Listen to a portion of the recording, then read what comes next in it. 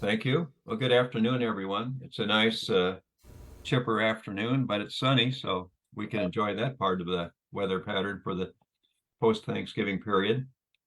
Today we have basically focused on two things.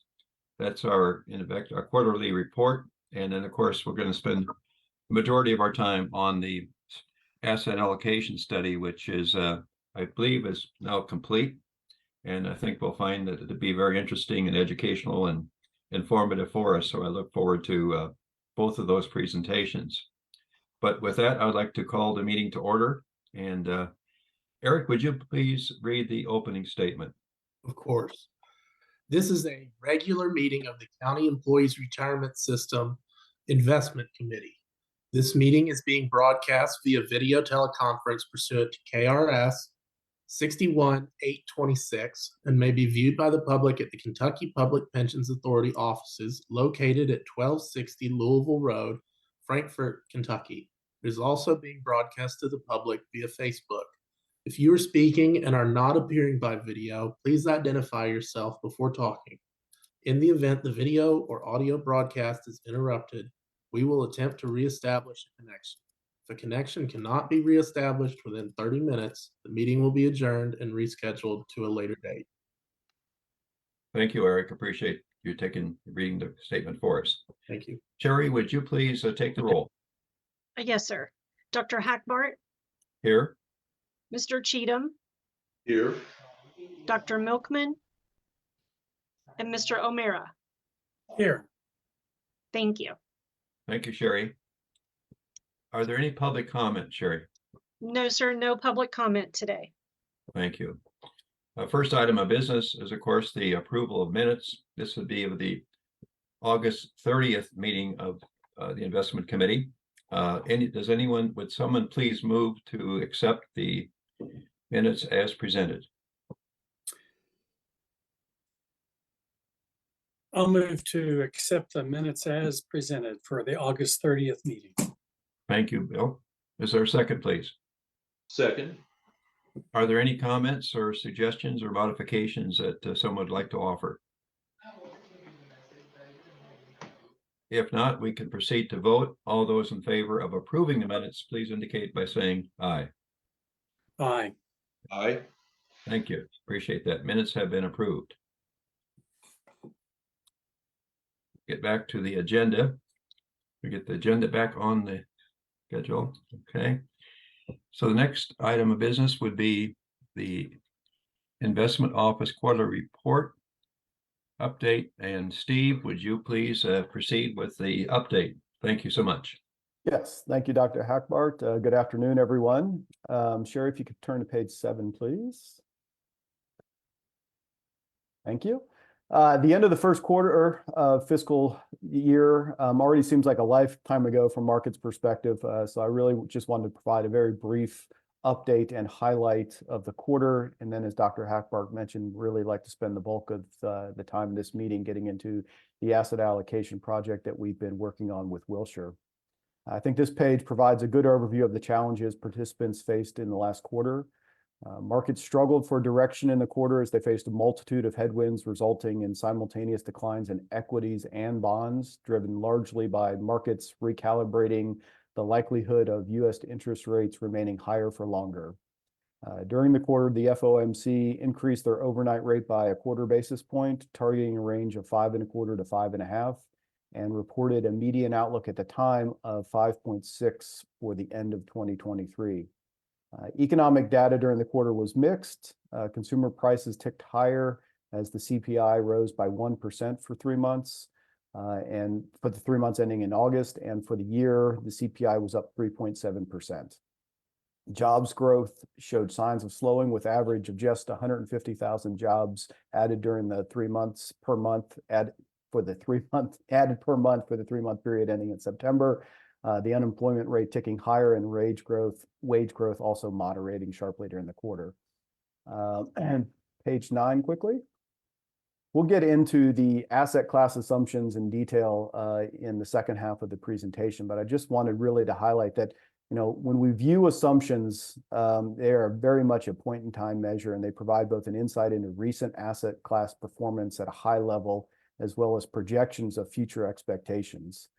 Given the dependence on yield growth and valuation changes as the key predictors of return, it's not surprising that significant moves in markets or changes in interest rates will result in significant changes in asset class assumptions. And just from the end of the last quarter through this data, which is September, the return assumption changes over the quarter. Global equities were up 50 basis points, core bonds 75, and private credit was up 60 basis points. So we'll see that every asset class assumption that we look at has somewhat of a starting point bias for projections and can change based on current valuations in the market as well as interest rates. We can go to the next page, please, Sherry. Page 10. U.S. public equities had their worst month of the year in September, down almost 5%, and ended the quarter down over 3%, as surging bond yields and mixed economic data caused markets to reassess the future path of interest rates and what the potential impact of higher rates for longer could have on growth in the economy more broadly. From a size perspective, large cap outperformed small cap, while growth stocks underperformed value during the quarter. Despite the pullback, U.S. equities remained, as of the end of September, remained up 12.5% calendar year to date, with large cap growth dominating, up almost 25% year to date, while small cap value has fallen 50 basis points year to date as of the end of September.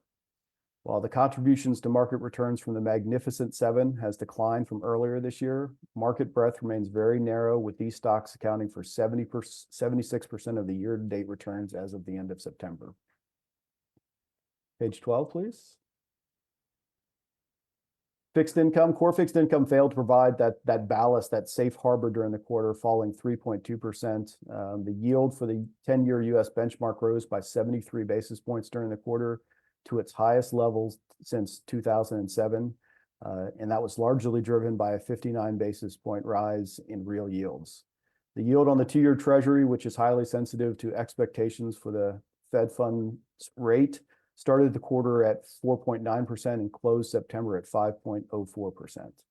Yields rose further on the long end of the curve, with the 30-year bond, which tends to be highly sensitive to changes in long-term economic expectations, increasing from 3.86% to 4.7%, flattening a degree of the inversion that has gripped markets over the last several quarters.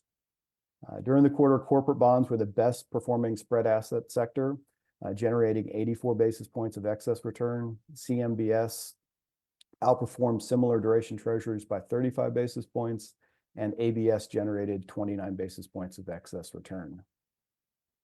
Page 13. U.S. high yield bonds saw their worst monthly total return since February, as resilient economic data and hawkish Fed comments drove interest rates sharply higher. The Bloomberg U.S. high yield index returned minus 118 basis points in September. It was down 46 basis points for the quarter.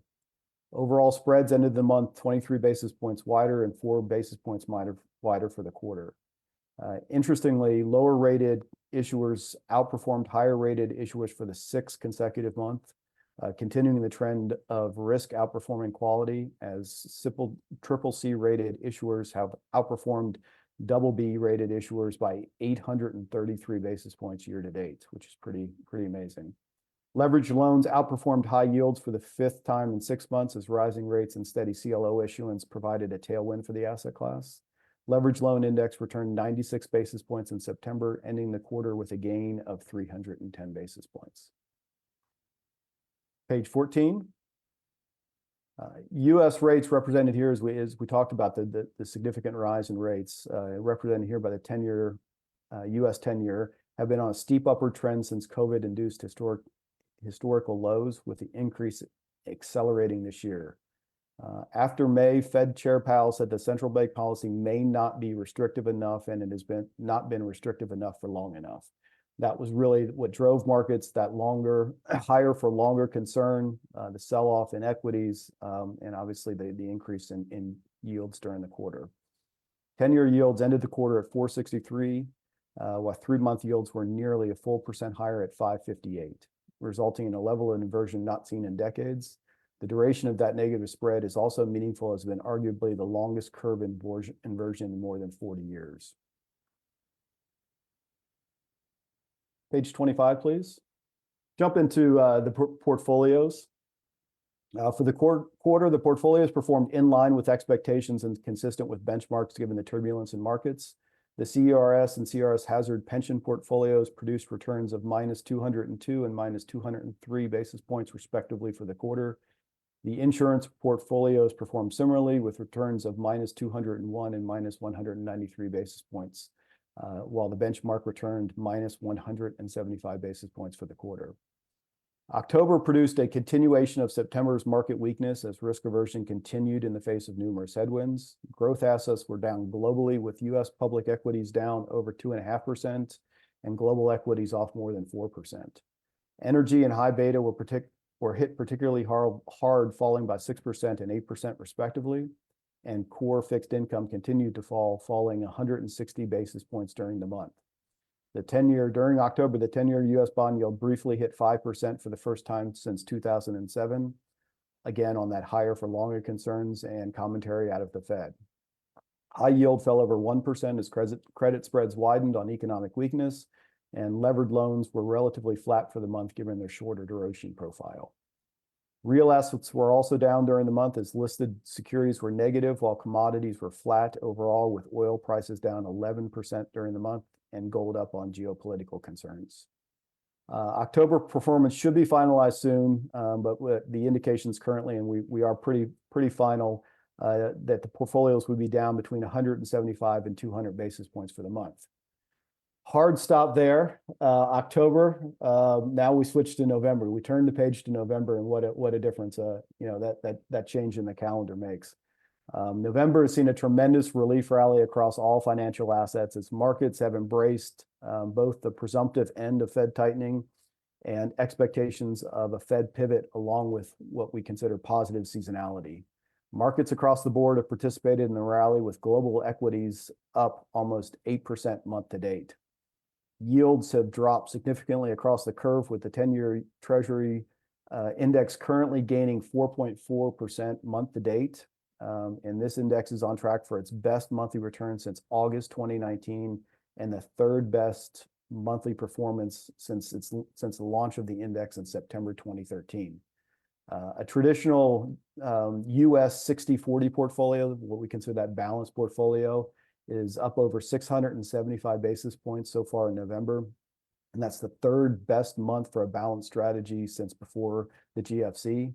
The performance of global index has been equally impressive, up almost 7% month to date, indicating this is a broader macro phenomenon rather than a case of US exceptionalism.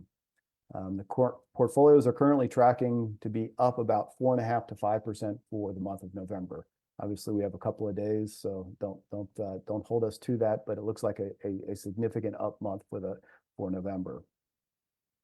Despite the recent rally in risk asset, our outlook remains relatively cautious as a staff.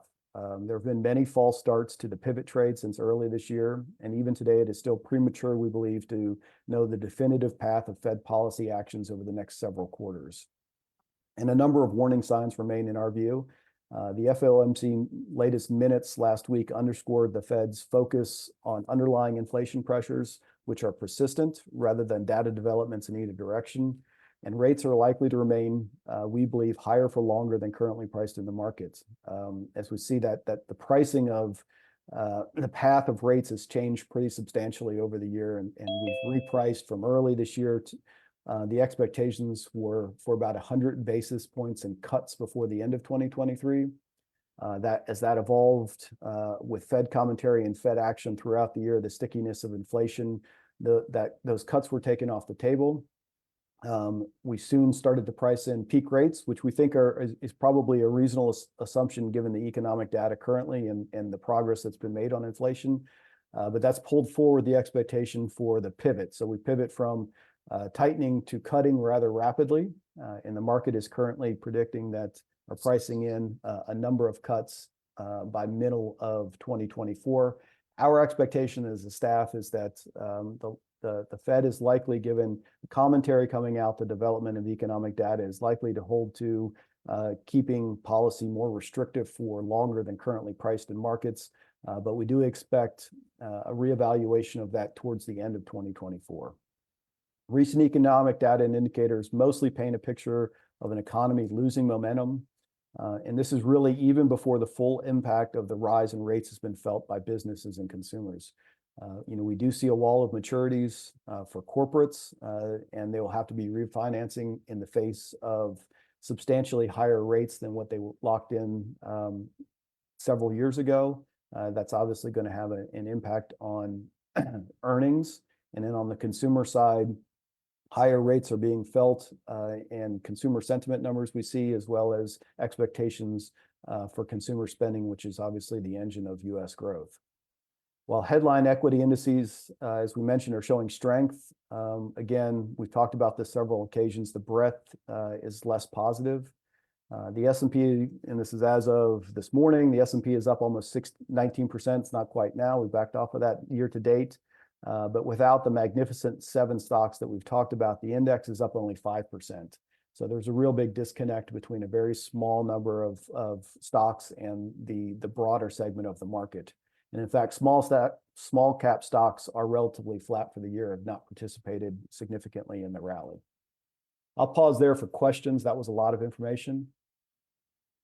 Dave, that was a very, very good presentation. I appreciate you going through the entire year. I think that provides useful perspective and highlights the fluctuations which we've witnessed over this particular calendar year. So that was very helpful. And I like the crispness of your presentation. Any other questions or comments about that Steve can respond to? If not, Dr. Hackbar, I'd like to touch on a couple more things and then turn it over to Wilshire. Please proceed. Yes. Thank you. Page 32, please, Sherry. Across portfolios, underperformance during the quarter, underperformance in public equity and private equity portfolios were the primary drivers of that relative performance. Public equity portfolios suffered from stock selection and style bias, and the relative underperformance of the private equity portfolio, something we've talked about in the past, and that is really due to a misalignment and timing of benchmark. The current benchmark that we utilize is the Russell 3000 plus 3% based on a quarter lag, which that benchmark benefited from June 30th, very strong performance for the quarter. That obviously our private equity mandates didn't have the same performance for the period ending September 30th, which was commensurate with the behavior of public markets during the time. So it's kind of a lag, that catch up. We'll see that relative performance change, obviously, as the public market benchmark catches up to what has actually occurred in markets. Outperformance in core fixed income was the largest positive contributor to performance during the quarter. And that was really as we maintained that overall short duration profile, which outperformed as rates rose. And since the end of the quarter, staff has been rebalancing the core portfolio. I think we're almost done with fully rebalancing, which has really lengthened the duration profile of our portfolio and getting us more in line with the ag. So the overall benchmark will be consistent with what the overall duration of the portfolio would be consistent with the benchmark. And that's really been driven by our view that we're near the peak in this cycle for rates, and all-in yields have become more compelling, relative to where they were 2 years ago or 2.5 years ago when we initiated that short. It's worked out well as we've been able to avoid a lot of the pain in the core portfolio with rising rates. So all of the portfolios have benefited from that. And we started implementing before rates started coming down. So we have participated in the rally in rates to some extent that we've seen since the end of September. Part of that process has also been taking some of those assets in-house. So we've split the allocation to existing core managers as well as managing a portion of that short duration money in-house. Overweights to cash were also a positive contributor during the quarter, as it was one of the few positive performing asset classes. And currently our liquidity program has still been able to maintain about 550 basis points of yield. So that's what we're achieving on a daily basis with the liquidity program, which really allows us to be prudent in deploying capital in what we think are challenging markets. The opportunity cost of maintaining a slightly higher cash balance is not significant given the yields that we're able to achieve. Page 40, very quickly, again, this is something we see and I like to highlight every quarter. This looks at the 1 year period ending September 30th, which, despite the discussion about the last quarter, was actually a pretty strong 12-month period for markets. And we're happy that the portfolios held up favorably relative to peers, especially given that overall we have a relatively lower beta portfolio, so a lower risk profile to our portfolio than the majority of our peers. And performance was still able to show relatively well against peers. And that showed in really as for the 12-month period ending September 30th, all of the portfolios had performance that was just at the first quartile or just outside first quartile, and over longer periods, all of the portfolios have produced top decile or near top decile performance. And again, this level of relative performance has been achieved with a much lower risk profile compared to peers, and that's indicated in that middle graph and chart. All portfolios produce top decile risk measures over 1, 3, and 5 year time periods. Those two metrics come together in that final chart on the right and table on the bottom, which combines performance and risk to produce top decile Sharpe ratios over time, indicating again that the plans are consistently producing very strong risk-adjusted performance, and that's what we like to see. That's, we are provided kind of the guidelines and the parameters for the amount of risk that the investment committee and the board are comfortable taking given the status of the plans. We deploy that capital into those risk markets. We've been able to achieve very strong risk-adjusted performance over longer periods of time. Page 48, very briefly. The one thing I wanted to highlight here, this is, again, we've been making progress with moving the portfolios towards the targets and deploying capital, funding new mandates, especially the 3 real return mandates that were approved earlier this year. I have included for the first time, I think, the discussion for the pro forma. So if we look at the pro forma across portfolios, and this would be really taking into consideration capital that's been committed that we view as having a high probability of being called. And what that assessment is, we have capital that's been committed to some older mandates that we view as having a fairly low probability of being called. Some of those mandates are beyond their investment period, or some of that is recallable capital that we don't think has a high probability of being called. So we tried to have that assessment of, if all of the capital was called today that we think is going to be called, where would the allocations be? And as we can see on the red indicates that we've moved much closer towards within range and targets for the real return. And currently, what we would do is the plan would be to remove that capital from specialty credit, which we've been using as serving as a proxy for the real return asset class. Again, we'll get into the discussion here in the second half in the asset allocation. But if we were to operate under the current IPS targets and ranges, as we've discussed, that's where we would be moving capital from the specialty credit towards target and range, while we bump up real return as those capital is called that we've committed. That's. Any questions there? I know that one's a little bit different than something we've shown in the past. Just a quick question, Steve. Sure. You mentioned you're bringing some of the fixed in-house. Could you just comment a little bit more about that? And it just strikes me it's something we may want to talk about maybe at a future meeting, just in terms of what is our capacity to do that.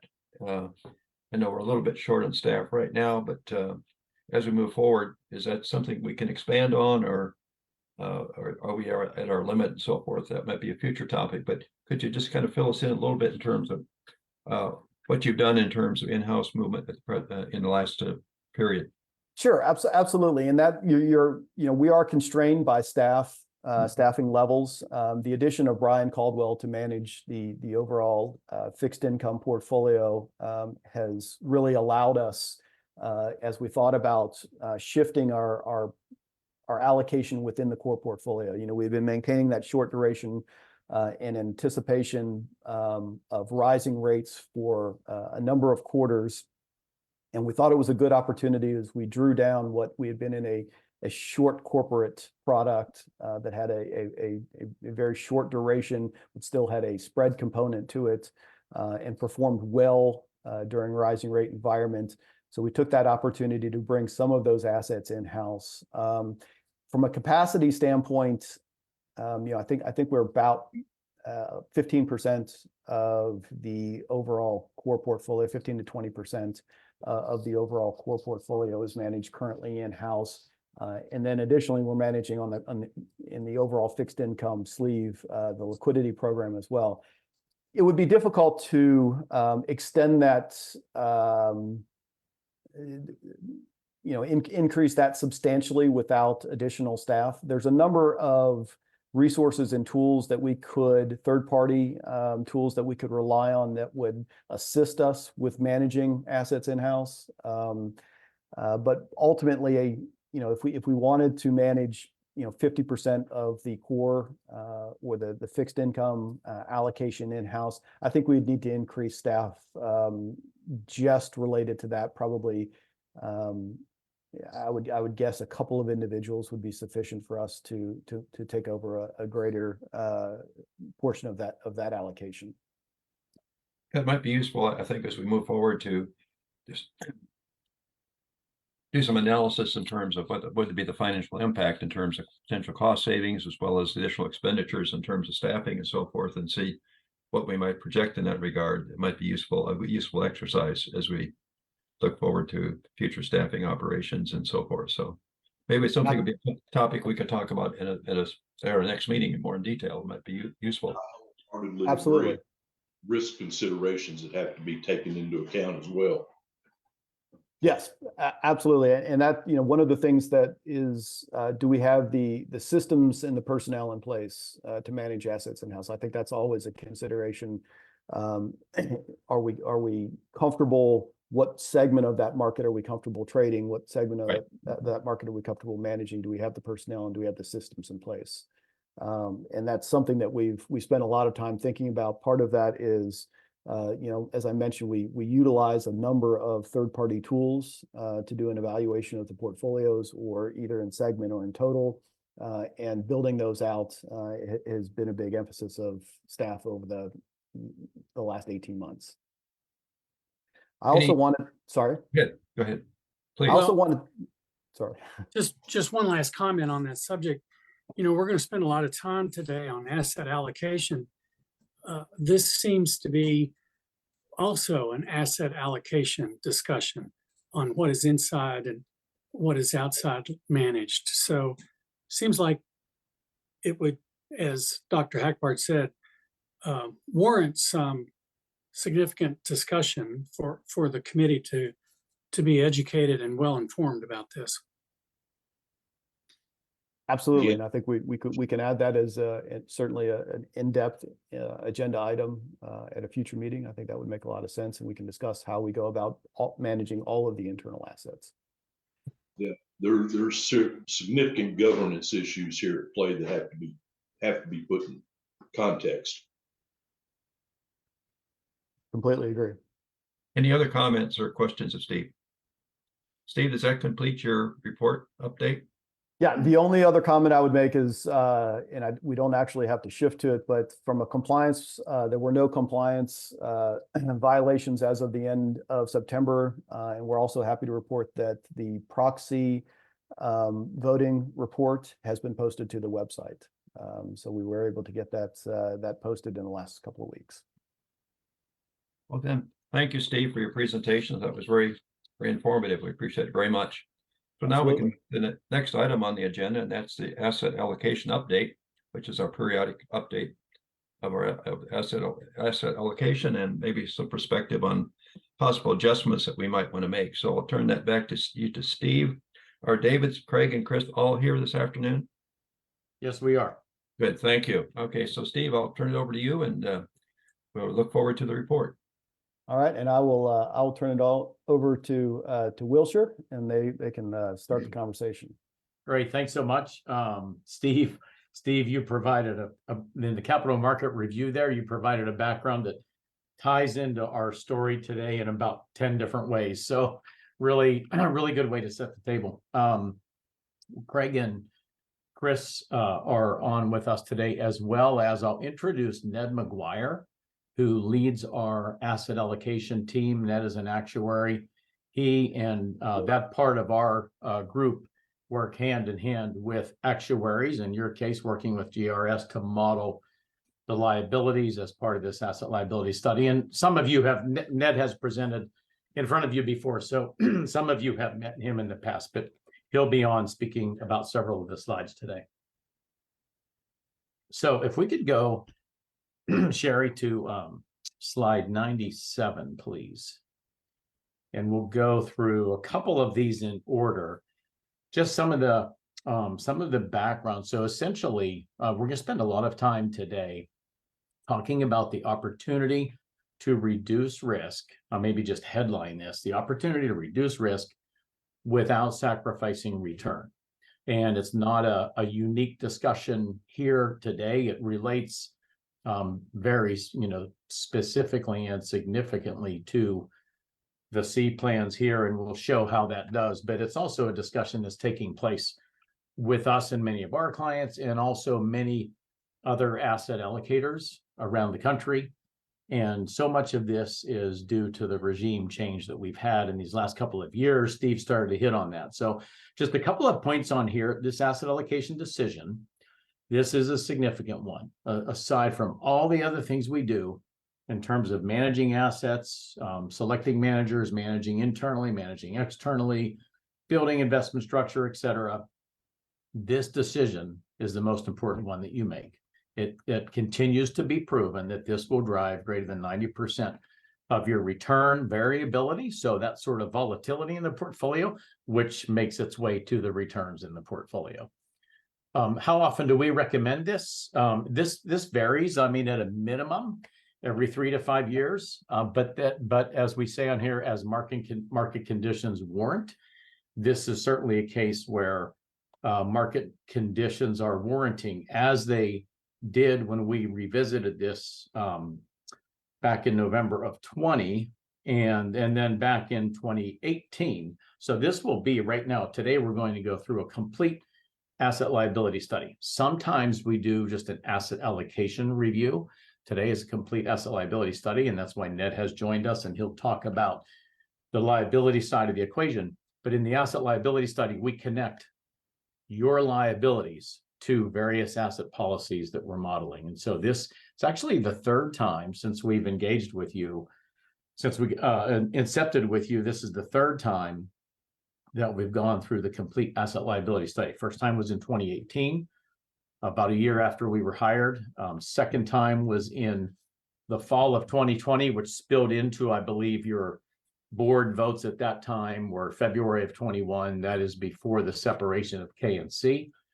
And then coming at it again today, now for the first time, just looking at the C plans alone in a full and a comprehensive asset liability study. So some of the things, it's interesting. I mentioned that we're going to talk about risk reduction opportunities, and we have already discussed this in previous meetings with you earlier this year. We talked about exactly this and said that we would come back and focus on it this fall as we go through a complete liability study tied to this. But the reason for that is that we've had a complete regime shift. And I'll say this, like if you really focus on sort of where you were a couple of years ago and then what some of the things are that we'll talk about today, you might start to think, well, gosh, that's kind of, like timing. I mean, just 3 years ago, we were doing this and saying this, and here we are today saying something else. And here's what I'll say about this. This isn't market timing. Everything that is in here is a 10-year forward-looking return. But what is different is we've had an unprecedented move in rates in 2 ways. And by unprecedented, literally, the last several decades, we have not seen what we've seen here. So we saw rates come down 2 years ago or so, bottomed out at near zero. That's the first level of an unprecedented situation. And then we were looking for yield. We were trying to find ways to get return. We were trying to find ways to get assets in a portfolio that could provide a hedge to the growth assets. They were almost non-existent when we had rates near zero. That's the first thing that's been unprecedented. The second thing is what we've now experienced with the Fed's reaction to all of this in the speed at which rates have increased. So yes, rates have come way back up. Steve talked a lot about that. Everybody's aware of that, but the speed at which they came back up, that's what's unprecedented. We have not in front of us today, but we've probably shown it here. I think we have shown it here before in some of our other capital market reviews. Of all the different rate rising regimes that we've faced in the last 40 years, this is the steepest, fastest rise. So when you put those in, and essentially the Fed over the Fed's been kind of doing two things. One, going way back now, well over 10 years ago, 15 years ago now, starting to get us out of the global financial crisis, get growth going, et cetera, et cetera. The Fed began there with easy money policies. And then the second big shift on that was trying to pull us out of the pandemic just a couple of years ago and trying to get growth going. So we've had a long run of very easy capital that, as one might have expected and as did happen, resulted in now fast inflation, and the Fed's trying to get that under control. So in all of the years that I personally have been doing this work, over 30 years, I've never seen an asset allocation process that could look so different in just 3 years. And it is real, and it is an opportunity to take advantage of. So we'll step through here and just talk about what some of these things look like. If we go on to the next slide, 98. First point is that fixed income today provides utility again, and just 2 years ago it didn't. So today, looking at core bonds, we're up close to 5% on a capital market assumption. We, at one point at the bottom of the rate cycle, we were under 100 basis points on a forward-looking fixed income assumption. So that's a game changer from that point to where we are today. Secondly, the forward, and then if you add to that at the same time, equity valuations are very strong. And we have a bunch of those in the back of this deck. If we need to go to them, we can. But that drives what a forward-looking assumption looks like on just simply public equities. And the difference between those two, the risk premium, is at its lowest point ever, well under 1% when you look ahead at just publicly traded equities versus publicly traded fixed income. So another thing that we and many others like us are focused on is that equity risk premium is really shrunk today. So we're going to show several policy options that will enable you to comfortably position above your expected return, your assumed return, your actuarial assumed return of 6.5%, but do it with significantly less risk. And we talked about that earlier in the year. So today we're just going to put some numbers around that. And then as we go through the liability part of this, when Ned is showing some of the charts that tie in your liabilities, you'll see that the asset allocation work is not done in a vacuum. It is done with your liabilities in mind. And so you will see how that applies to projections on funded ratios, on contributions, et cetera. Every bit of that is simulated. We have several pages on that, and we'll go through a subset of those to just sort of make that clear. But Ned will take us through a lot of that. And then the other thing is that the opportunity to reduce risk, it's essentially in three ways. It is not just volatility. Volatility is certainly a key component of that, but the other is what your economic factor exposures look like. And by economic factor exposure, this is something that Wilshire focuses on in a proprietary way, and that is growth and inflation, the two main economic factors that we all face in the economy: rising or falling growth, rising or falling inflation. And how well positioned are you for those different regimes? And so that's part of the risk that we look at, and we'll be talking about that. Another significant part of the risk that we look at is just drawdown risk. So aside from volatility, and even aside from these growth and inflation economic factors, we care about drawdown risk, meaning what is the potential for the portfolio to have a significant decline in asset value in some short period, like 2008 was a good example, some short period based on one asset allocation policy versus another asset allocation policy. So all of those components come into the risk part of that equation. So we'll be focused on that drawdown risk, focused on growth and inflation exposure, and then of course focused on volatility. So then I'll just maybe kind of conclude this on page 100. Two policies that we're going to show today, lower risk A and lower risk B. There's a lot of similarities between both of these. I'll just make some of the comparisons that are on this page. We start with public equity and we say constrained to a minimum. So in the case of lower risk A, constrained to a minimum of 45, case of lower risk B, constrained to a minimum of 40. By constrained, I'm referring to when we optimize. So when we focus on that one part of the equation, which is a mean variance analysis, when we're optimizing, we're setting constraints. So we're looking at, if we force public equity to be at least 45%, what are the portfolios we get? If we allow it to be as low as 40%, but no lower, what are the policies that we get? So you'll see that as we step. Craig's going to take us through these policies in detail in just a few minutes, but the difference between having those two constraints, private equity in both cases, not a whole lot different, reductions to 8%, 7.5% between those two policies.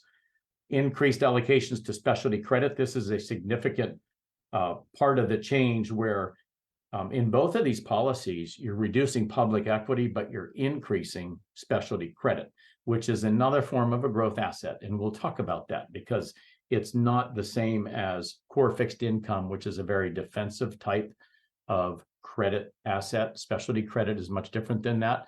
And we'll even talk about that from a bucketing standpoint and how we think about specialty credit. But both of those, 23% or 20%, not a big difference between the two. Cash allocation, 2% in both.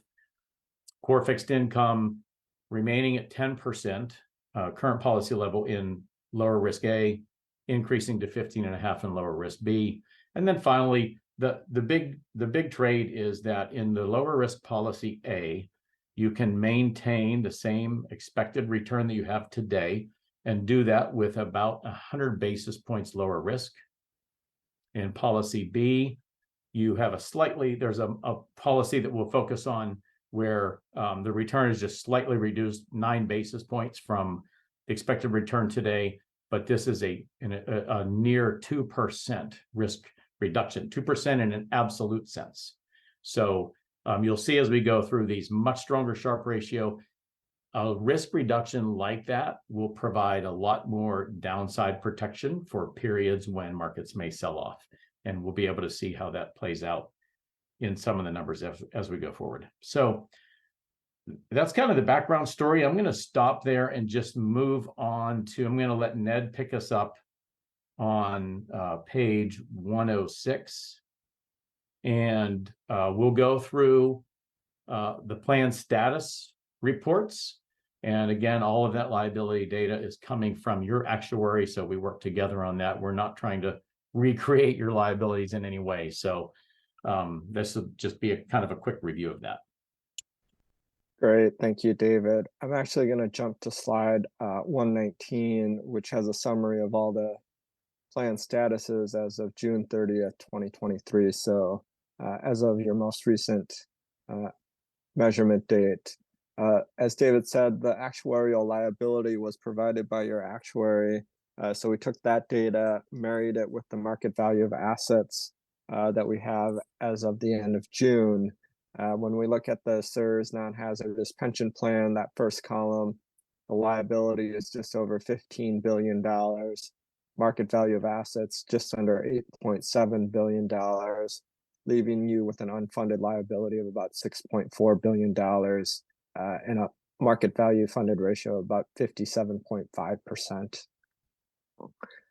Actuaries like to smooth out gains and losses on a year-over-year basis up to a period of about 5 years, which I believe you do. This really helps in terms of controlling contribution volatility on a year-over-year basis. You can see that your actuarial value of assets in line 6 is slightly greater than the market value of assets at $6.54 billion. Sorry, the actuarial value of assets is $8.57 billion, which is slightly lower than the market value of assets. leading to a funded ratio of about 56.7%. The bottom row is really a key assumption that I think we've spent a lot of time talking about over the last several years in the declining interest rate environment is what should the long-term discount rate be? With the rising rates that David and others talked about earlier on this call, 6.5% is now a very attainable hurdle rate with the expected returns now that the federal funds rate is north of 5%. I believe last year, as of June 30th, 2022, your discount rate was 6.25%. So you're seeing that, appreciating that, and increasing your discount rate as the market allows. Looking at the other plans, the other hazardous pension plan, much smaller than the non-hazardous pension plan, about a third of the size, but similar funded ratio on a market value basis, 52.3%. On an actuarial basis, again, slightly lower than the market value just due to the smoothing of gains and losses, just a tick under 52%. We see a market difference in the insurance plans just based on the rules that govern insurance plans. They are well overfunded. The non-hazardous plan has a liability of about $2.35 billion, but assets of close to $3.3 billion, leading to a funded ratio of about 139%. And in the hazardous plan,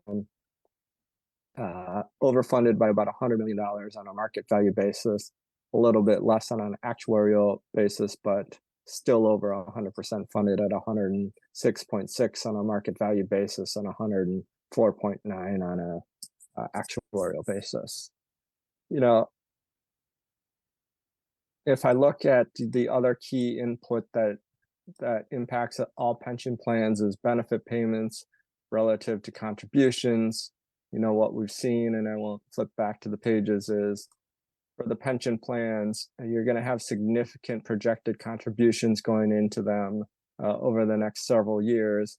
The one thing to keep in mind is benefit payments are going to be slightly more than those contributions, so we'll have to develop a plan to liquidate some of the assets just to meet those projected benefit payments.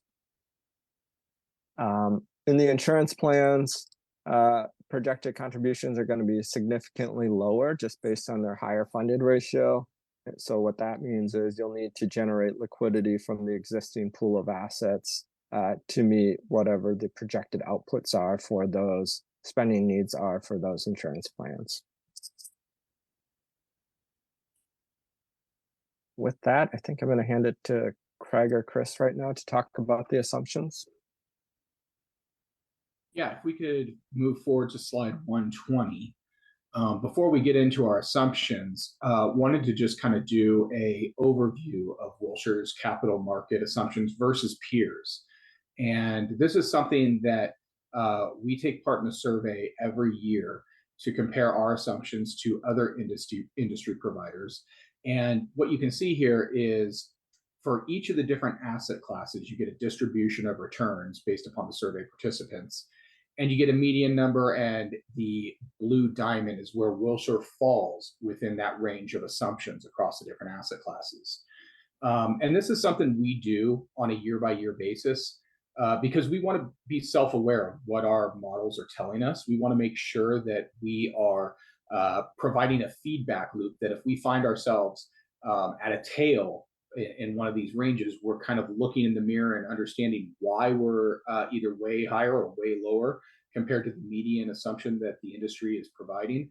But you can see here, looking across all the asset classes, we're pretty darn close to median in just about all of these asset classes. When you look at the bonds, we're a little bit high compared to the median, and I think that's a factor of what we call the roll within our fixed income assumptions, where we're looking at where rates are today, where equilibrium rates are, and whether we're going to be able to reinvest at higher yields or lower yields. We're a little bit high today.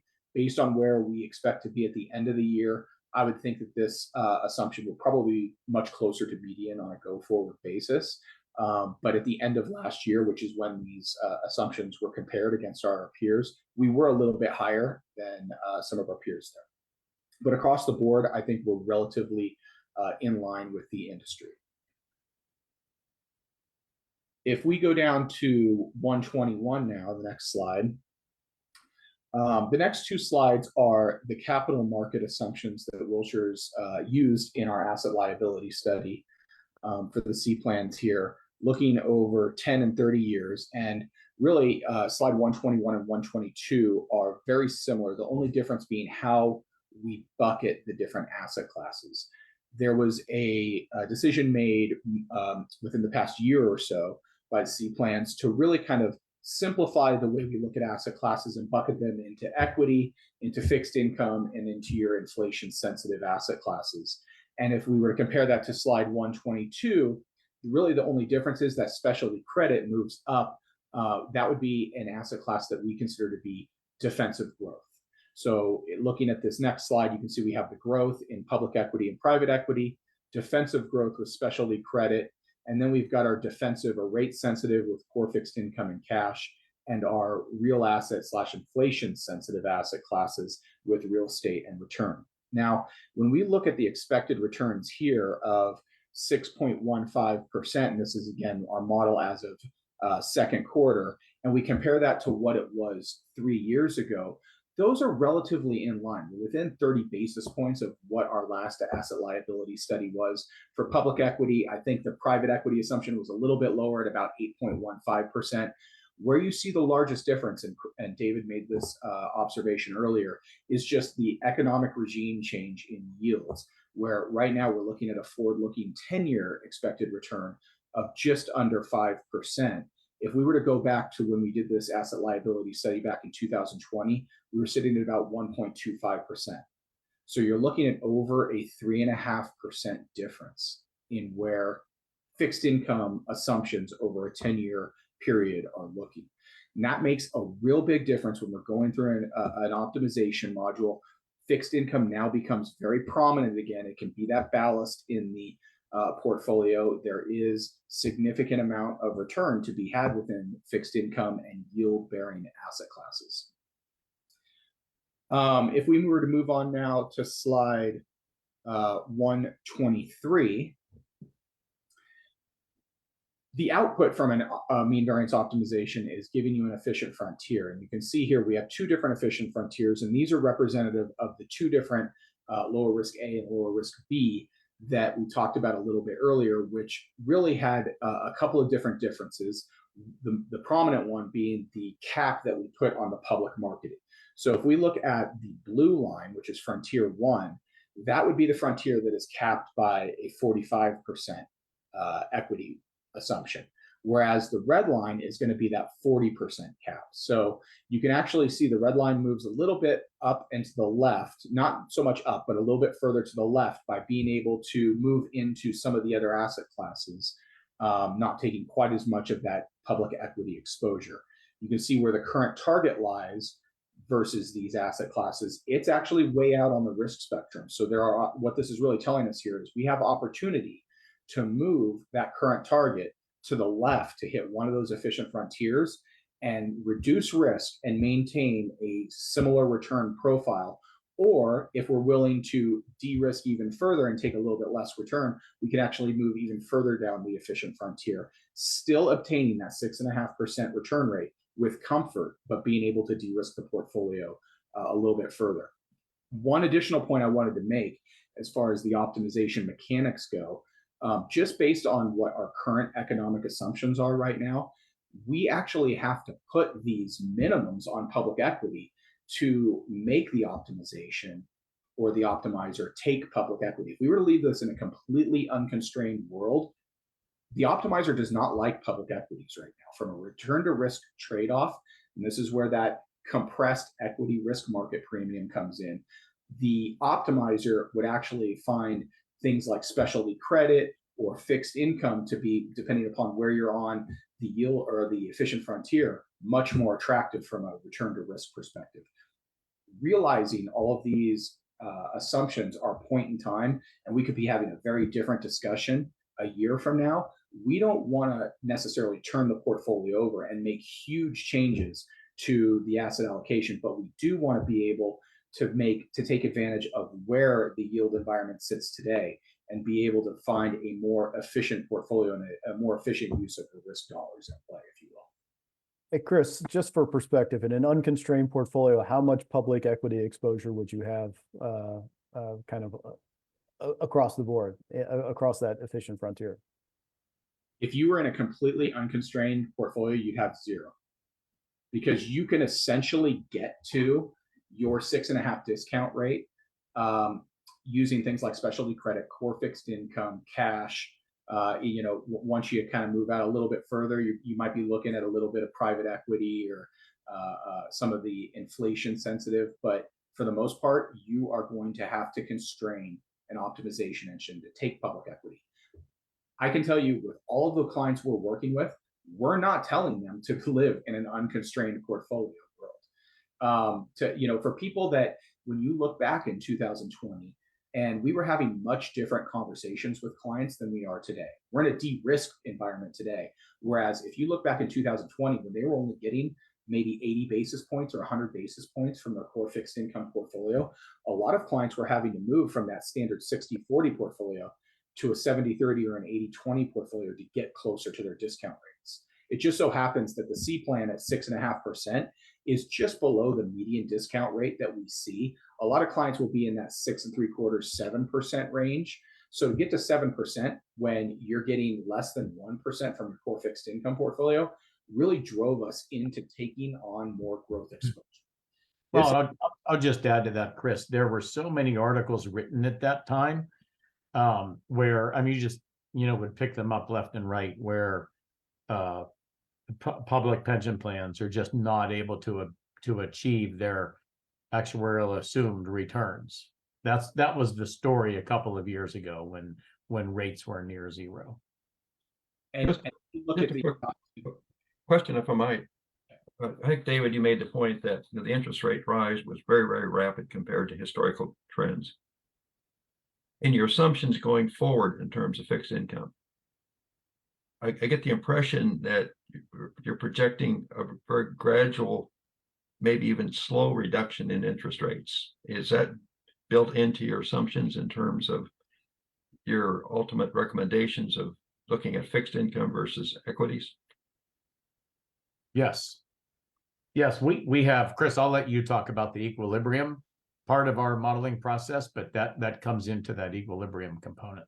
Yeah, and so from an equilibrium component, we are right near that equilibrium component. So there's going to be, not as much of that roll factor that I talked about before that pushed our assumption up higher. So there will be a lower component to that. I guess my question is, if the Fed starts moving in the other direction fairly rapidly, how does that affect your analysis? Well, in the short term, we're actually experiencing the market pushing rates down right now. Right, exactly. Mm-hmm. But in the short term, as rates come down, you'll have price increases. So any allocation to investment, to fixed income that has duration exposure will have, as rates come down, will have a short term, significantly positive return to it. And then over that long term, that 4.85 that we have expected as of June 30, and it's just a few basis points off of that, I think now it's September 30. Takes all of that into consideration. So for a number of years in that 10-year forward-looking forecast, we build into our expectation that rates will return to some level of equilibrium, and that's still the case today. So that 4.85 reflects all of that, Dr. Hackbart, and is the result of looking out 10 years to an annualized return to a core fixed income portfolio. And there's significant debate in the market, and I think Wilshire accounts for this. There's significant debate in the market about what will be going forward equilibrium rates. Where does that rely? Has the regime shifted? But I think one of the things that we probably, and I'm sure Wilshire has assigned a relatively low probability of, is we go back to a ZIRP world, right? Where that was a very unique set of circumstances. And I don't think it's widely, at least certainly not widely anticipated, that we'll be back down to zero rates anytime, certainly in the forecasted period. And I just want to point out that when we're doing fixed income assumptions, fixed income, just core fixed income, is very predictable, and it's based off the current yield on the, like take a 10-year bond, for example. You know with pretty well certainty what you're going to return on that. That's going to drive a vast majority of our assumption. The roll component, or the ability to reinvest those coupons at either higher or lower based upon how rates are moving, is going to play a little bit into the assumption, but it's not going to be the driver of the overall assumption. I want to get a little clarification on, because I've heard constraint, I've heard cap, I've heard floor. When you're throwing around 40% or 45% on public equity, are you saying that's the floor we need to be at, or the cap we need to be at, or, from my perspective, where the median target, all other things being equal, are, with a variance that we can go, 5 or 10% one or the other. Yeah, Yeah, this comes up, I think, in the page I was going to cover. that's the next just what I was going to say, Craig. Yep. So if we move forward one page to 124, what we're talking about so far was simply the floor that we put in the optimizer to we have to give it a set of rules so it can go find at any given level of risk mathematically what at any level of risk, what the highest return you can get. And that's how we produce that frontier. So far, when we were talking about, when Chris was mentioning having to put that limit in because the optimizer didn't like public equity, I think it's a good reminder anytime we go through this, there's a high degree of uncertainty, everything we do when we're looking out over 10 years. So we have to marry a little bit of art and science here. So the science is a straightforward model saying, okay, given the parameters you put in, I can tell you what the best risk return combination is given the assumptions we have for return, risk, and correlation. But that's just a model. So one of the things, like Chris mentioned, we wouldn't recommend to clients to do a totally unconstrained optimization where we just gave the computer a set of asset class and said pick, because it doesn't represent the reality of managing the cash flows Ned was talking about, the day-to-day, that Steve and his team are dealing with. We need to put some common sense into a computer model, which in this exercise mainly takes the form of these constraints. So we looked at two different scenarios because unfortunately it's not as easy as saying this is the right number and this is what you should do. If you cut public equity, we show a scenario where it went down from 50 to 45 and another where we let it go all the way down to 40. With every incremental move down in public equity, you have transaction costs and complexity and more trades and more that the staff has to do to manage that and keep the right balance between the different managers and U.S. versus non-U.S. small, large value growth. It's not as easy as snapping a finger. So we want to be cognizant of the fact that there is some difficulty in making these transitions from one target to another, and that's why we kept it relatively minimal here in terms of 40, going from 50 to 45 and 40. When we come up with, if you were to adopt a new policy, a follow-up conversation would be about addressing the ranges around those, and I think that gets to your point about the median or the middle of a range, and which is where the target would be, and how we want to construct the ability to go above or below that target before staff has to initiate a rebalance. So this is what we're talking about so far, is simply in the case of public equity, a floor.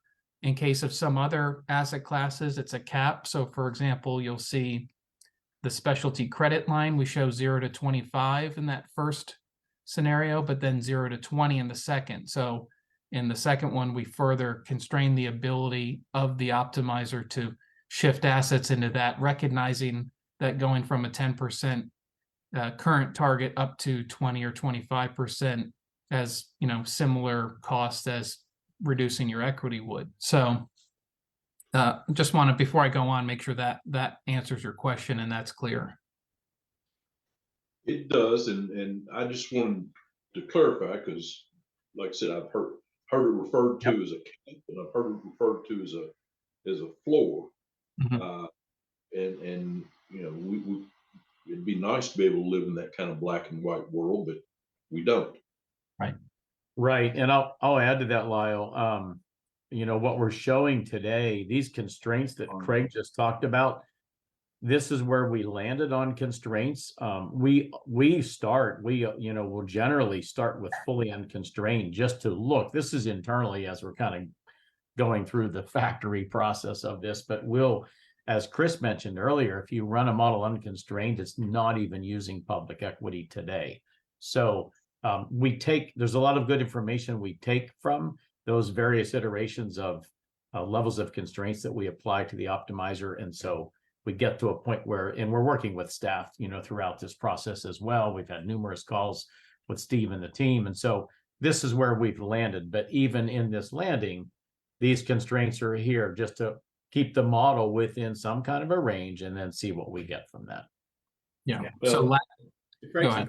And it, you know, what your computer model is doing is taking current market and economic conditions. It can't predict what those conditions are going to be down the road, but based on current conditions, what I hear you telling me, that's what it's basing its allocations on, correct?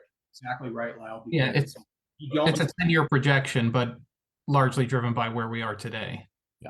But as we've seen now versus 2 years ago, those cycles change. Yeah, that's right. And you know, when I opened with this, I thought about how those shifts have been so significant. That's where you might look at this and say, well, we're just trying to time this market, et cetera. We aren't trying to do that. We're looking at real levels of valuation today, real levels of interest rates, and that's what we were doing, you know, every time in the past as well. And so there, you know, if you do this every 2 or 3 years, or at times when market conditions warrant, it may drive some shift in allocation. If we just take the raw output, we'd have a massive shift in allocation, but that's what we're talking about. We don't want to lean you into a bunch of high transaction costs, et cetera.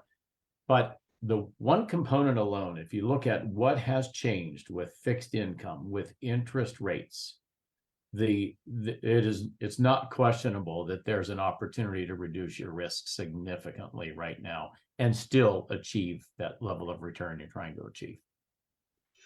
Talk a little bit more about specialty credit. Are you talking about corporate paper? Or what is that basically?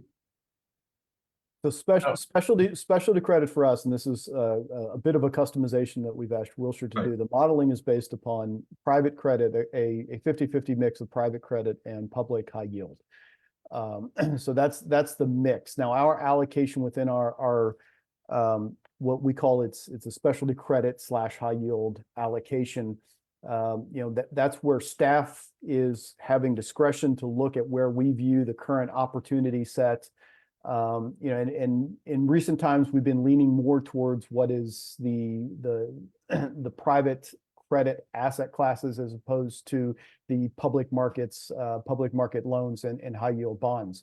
So we manage that allocation, that internal allocation over time based on you know, where we commit capital to different mandates. You know, and that is a pretty the private debt specialty credits universe is pretty broad. It encompasses lots of different things. Where our focus has been and it continues to be is what we would consider, I think David actually used a nice term for it. It's a little bit of more of the defensive growth component in that we tend to focus more on up the capital structure. So more secured lending. You know, this is a lot of traditionally was more almost exclusively middle market. We've gone with asset-based lending. There's a number of different, you know, we look across the mandates we currently have and the mandates we're looking at committing capital to potentially. You know, it's across that spectrum, but we tend to be more on the defensive side. So we do, you know, and Anthony can jump in some of the stuff we've recently looked at, but it tends to be, we're not doing well down the capital structure. We're not doing a lot in the unsecured space. You know, it is, you know, first lien kind of paper, or loans that we're doing. So we tend to view that as more of a defensive positioning than some of the other types of mandates that you'll see in a specialty credit allocation. So you're talking about, you, up until now anyway, sounds like you've been focusing on CMOs and floating rate debt. Is that? So we have some of some CMOs. So a lot of it is floating rate, right? A lot of what we invest in is floating rate, which has the added benefit of giving us some sensitivity to rising rates when rates rise, and there's a inflation component to it as well that is embedded, but it's more about where we are in the capital stack. What is it, unsecured versus secured lending? So on the public side, so we have mandates that are pure high yield bonds, so unsecured. We have levered loans, and then we have some what I'll call more multi-sector types of public. So they do QSUP and non-QSUP bonds and loans, and then purely on the private side. So what really is the core of our specialty credit, if we disaggregate between public high yield and private or specialty credit, that's where our focus is more on. This is asset-based lending. This is what was traditional middle market private lending, again, which tends to be they control terms, they have protections, they control covenants. Tends to be loan to value, lower loan to value. They have first recourse, different things that we feel offer. They're more secured, more protected, less risky types of lending. So it said a lot of it's variable as opposed to fixed. On that side, it is, yes. So Now, on the public high yield, most of the public high yield bonds tend to be fixed, right? And the loan side tends to be floating. But on the specialty credit side, yes.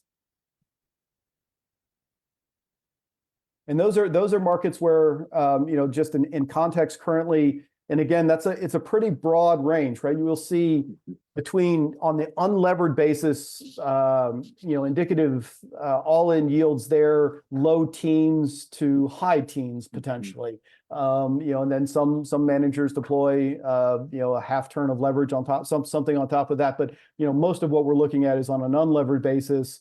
Low to mid teens, I think, is reasonable for where we're looking at from an all-in yield perspective, given the type of risk that we're comfortable taking in those markets. And we don't feel, that's one of the great opportunities, is we don't feel like it's a place that we really need to be stretching a lot. When we look at it, say relative to some of the private equity, like what we're looking at, on a secured basis versus, well, that, the bottom of the cap structure kind of stuff, the yield difference there, the appreciable yield difference isn't a significant enough pickup given the amount of additional risk we feel that it's warranted. So that's why our focus has been on that asset class for a while. We think it's an attractive opportunity given the all-in yields, especially on a relative risk basis. You have these strategies that use leverage, and the leverage providers are making, like what Steve said, like, high single digits, low double digits at the bottom, at the very least. So if you're private equity or you're someone on that end, you basically have to figure out some kind of significant growth to make that happen. And obviously the environment's a little different today for that. So to be first in line is something that's been very attractive. We also tend to favor people who control the loan. So oftentimes, they can't take it all down, but they may take it and then sell some to some other participants. But we want it to be with the people primarily who are the leads, and and setting tight covenants and managing the borrowers. So if stuff happens, they will take action. We have one of our managers that does quite a few loans with some public companies of late, so you can kind of see in their filings. I mean, the credit agreements are online. You can see, we're signatories to them, so you can see our account is signatory to those. So, and you can see the covenants and what terms they're getting, and so those are all things that are tangible, and you can see. Not like equity; it's like, well, hopefully they grow and there's some value left over, and maybe down the road. But nope, private markets overall, like I think has been discussed, has been slowed down a lot. in all sectors, both investments and distributions. But the clock and the interest still keeps ticking for all these loans that we have through our managers, and they're very attractive credits, and with the floating rates, the returns just the projected returns keep going higher and higher. I mean, like Steve said, that may slow down some. Like previously said, we are maybe on the under of the 4 cuts next year, but even still, this is still we still project these to be in the high single digits, low double digits for senior secured debt, which is attractive for us.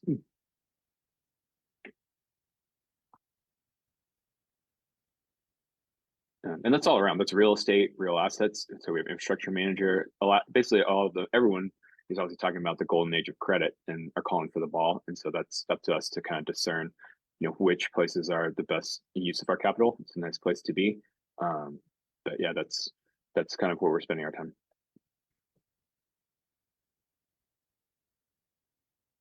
All right, thanks for the detail there, guys. I want to make sure that chain of thought is everyone's got any questions related to that before I get back to kind of the modeling side of things. So if there's no other questions there, a couple other things I want to mention on these constraints.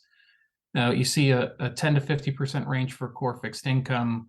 When we looked at this last, that 10% floor was the floor that we were really leaning pretty hard against, because like David said earlier, the utility of fixed income just wasn't there. So a lot's changed since the last time we modeled this. Ranges like that and the upper bound on equities, those come from our asset class committee, the Wilshire Asset Class Committee.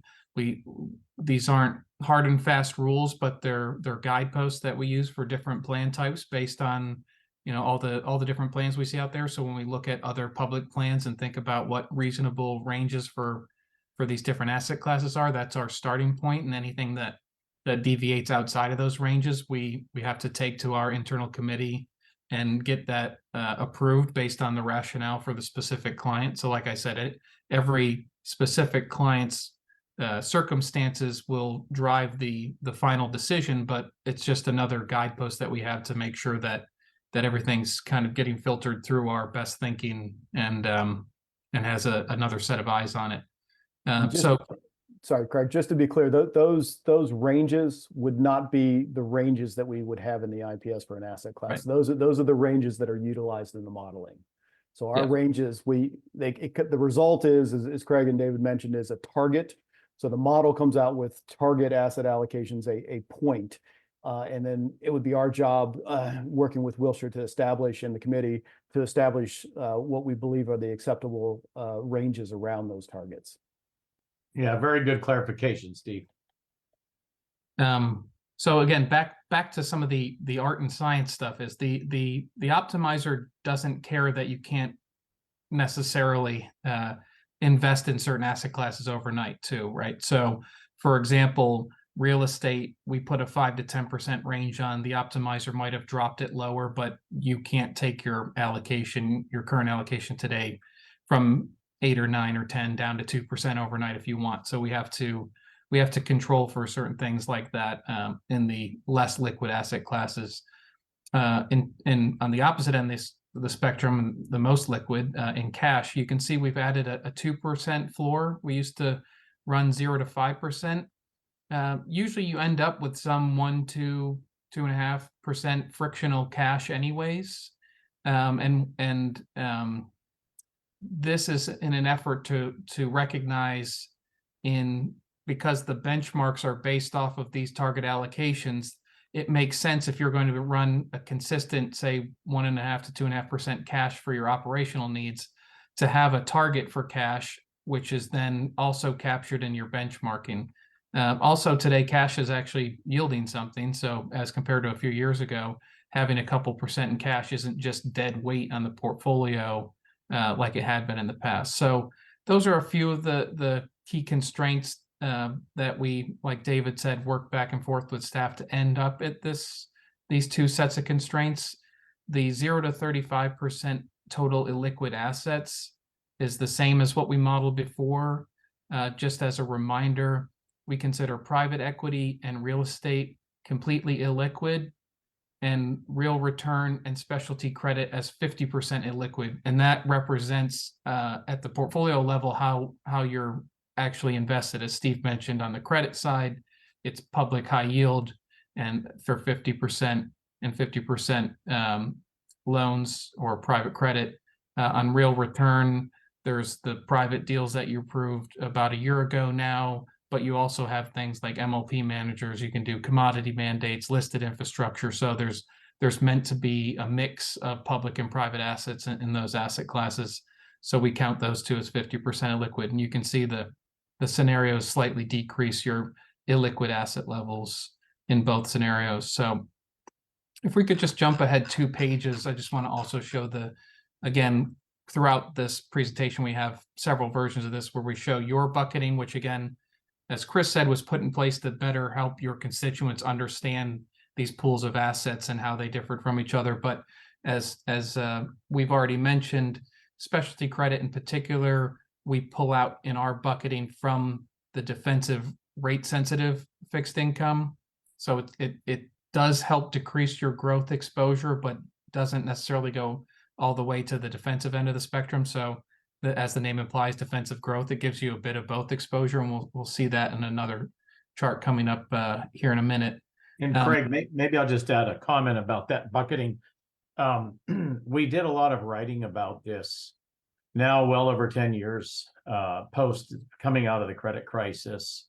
And one of the terms that we utilized was diversification in name only. So many asset owners would diversify across a number of asset classes, and many of those asset classes would have very similar characteristics. For example, public and private equity, it's equity, it's growth assets. You have different return expectations, you have different vehicles, different implementation structures, but they're both equity.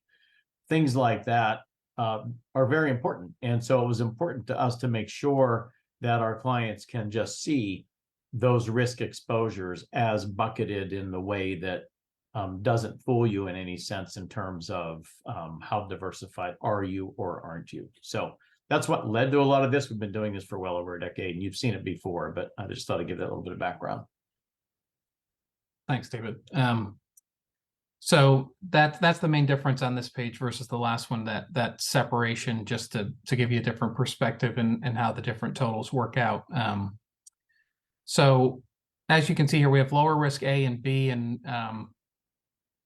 the lower risk A is on the front tier that allows equity to fall by 5%. B allows equity to fall 10%. So there's additional transaction costs and risk associated, as I mentioned, to the further down that public equity spectrum you go. But as we've been saying all along, and David kicked us off with, the main outcome from all this modeling has been, and Chris pointed it out on the efficient frontier, there are portfolios that give you the same or very similar levels of expected return over the next 10 years with lower risk.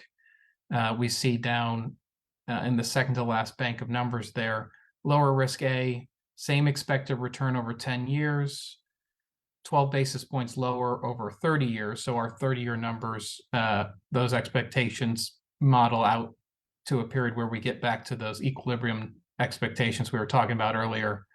But essentially over the next 10 years, you're looking at the same expected return with 100 basis points less risk, going from a standard deviation of 12.82 to 11.73. We can take another step down, almost another 100 basis points lower risk, which would cost us 9 basis points of expected return if we go out to the frontier where we have even lower, the lower floor on the public equity.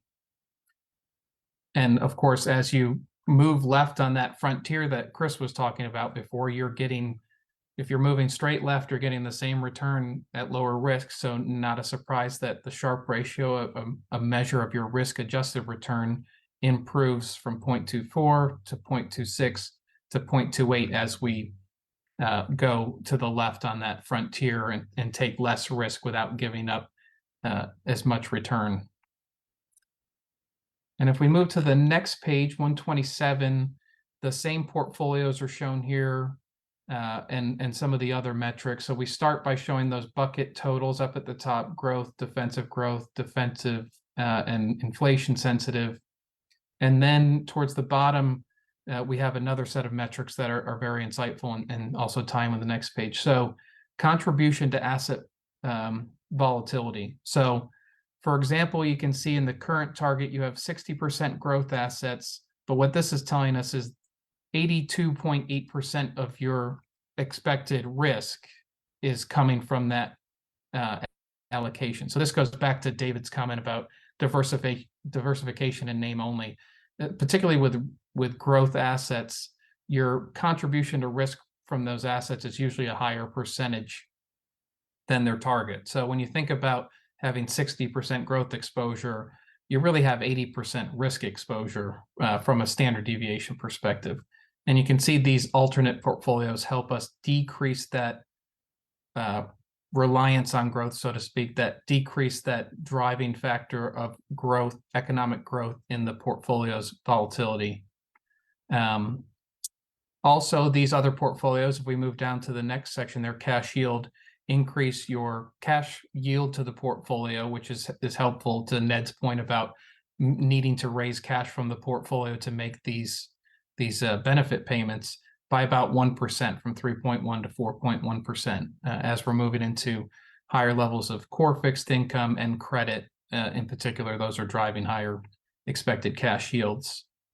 I'll skip over the growth and inflation just for a second and go down to liquidity. So there's more pages about this later in the deck, but essentially Wilshire's developed similar to the growth and inflation scores that David mentioned a minute ago.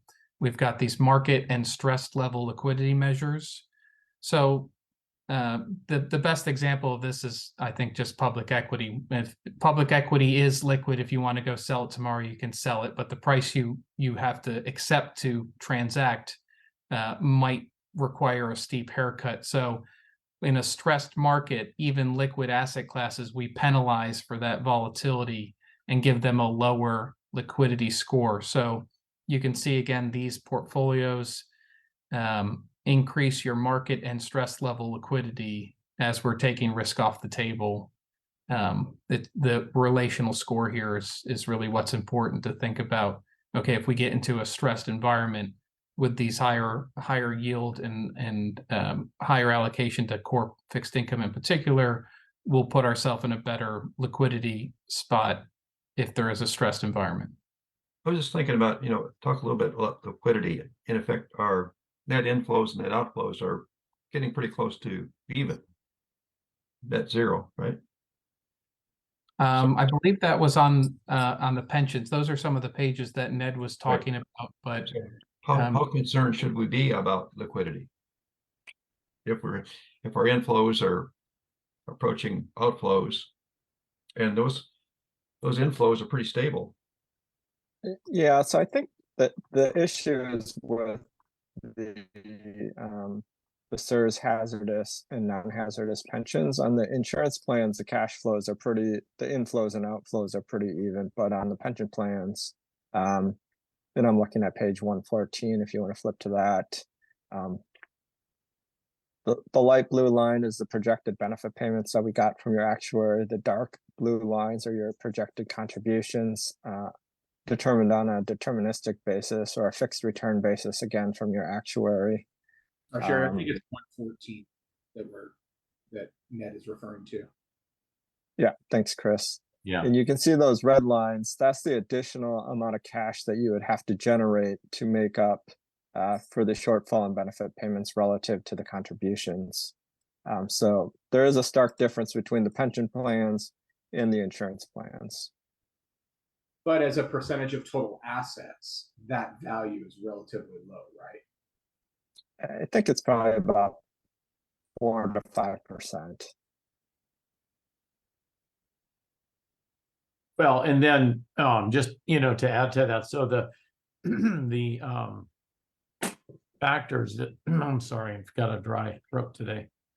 Well, and I'll add as well that yes, it's still modestly, and I think is the term we used, negative cash flow benefits relative to contributions, but we have not been in a position where we've had to liquidate assets, sell assets in order to pay benefits, as David mentioned, especially with the increase in the yield component of the portfolio.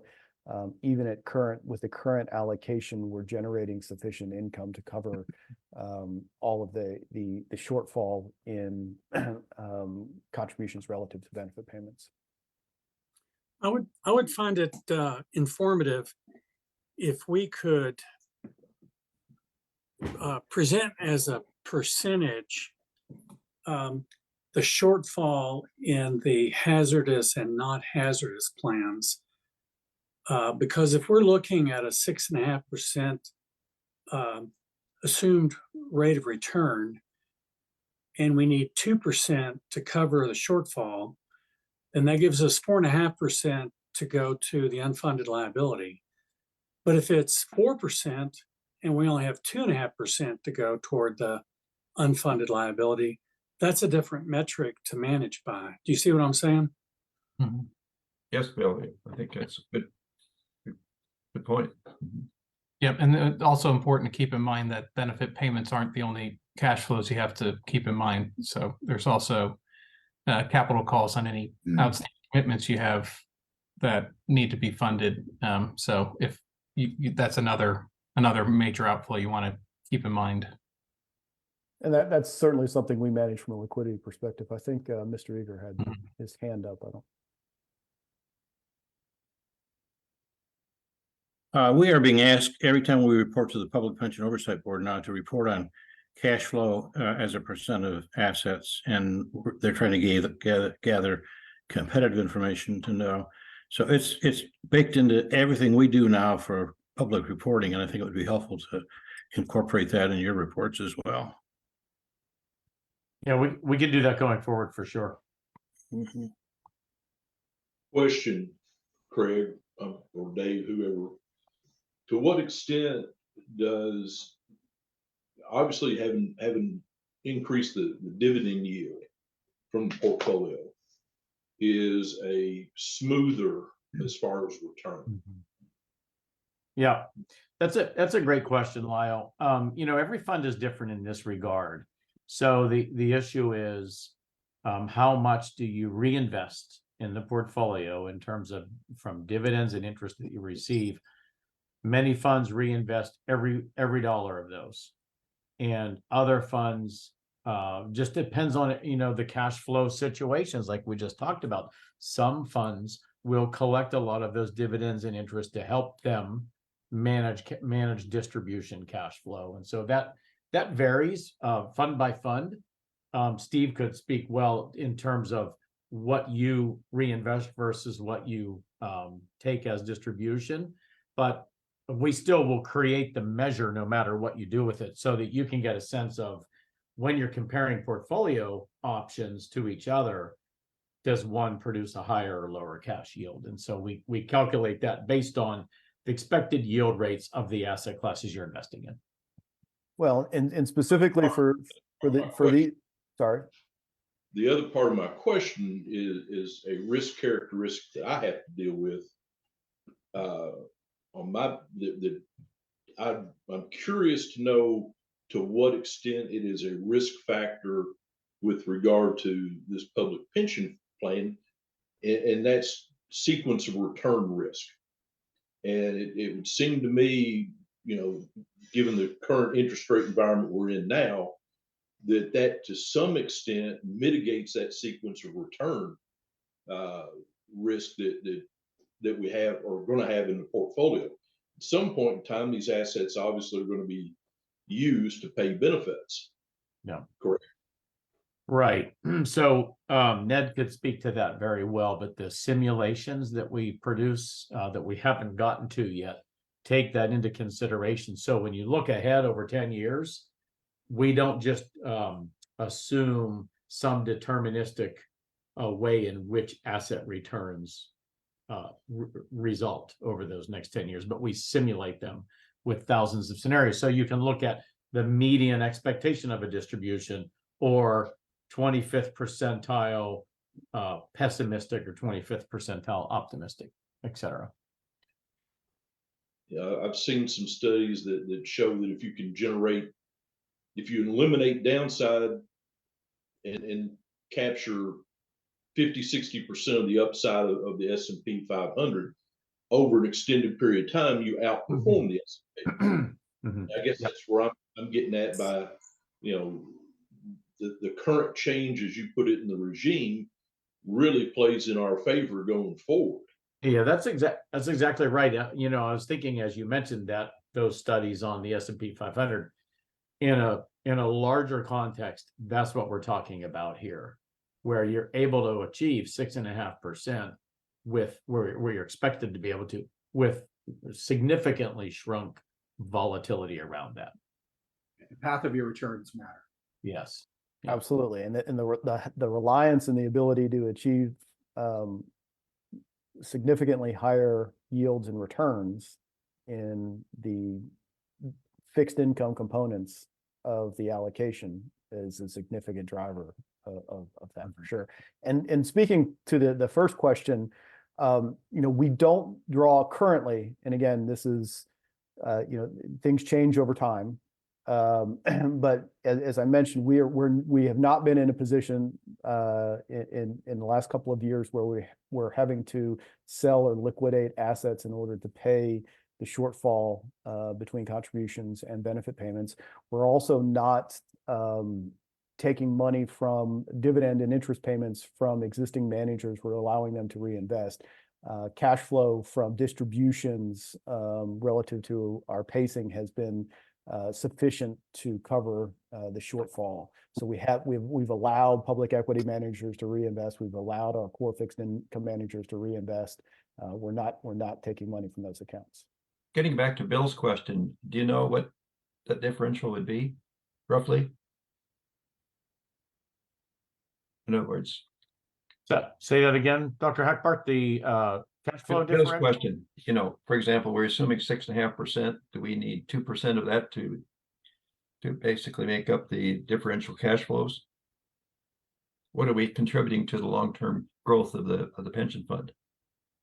Well, so the starting point would be the expected returns, which are in this case actually they're closer to 7%. But yes, you know, it's sort of a high level back of the envelope calculation. You could look at it like that, where that's your return net of fees, and then you subtract from there what your net cash flows are, whether they're positive or negative. They're net negative, and so the difference is roughly, I guess my in a question is, nominal way, how the portfolio would grow. do we know what that net negative is?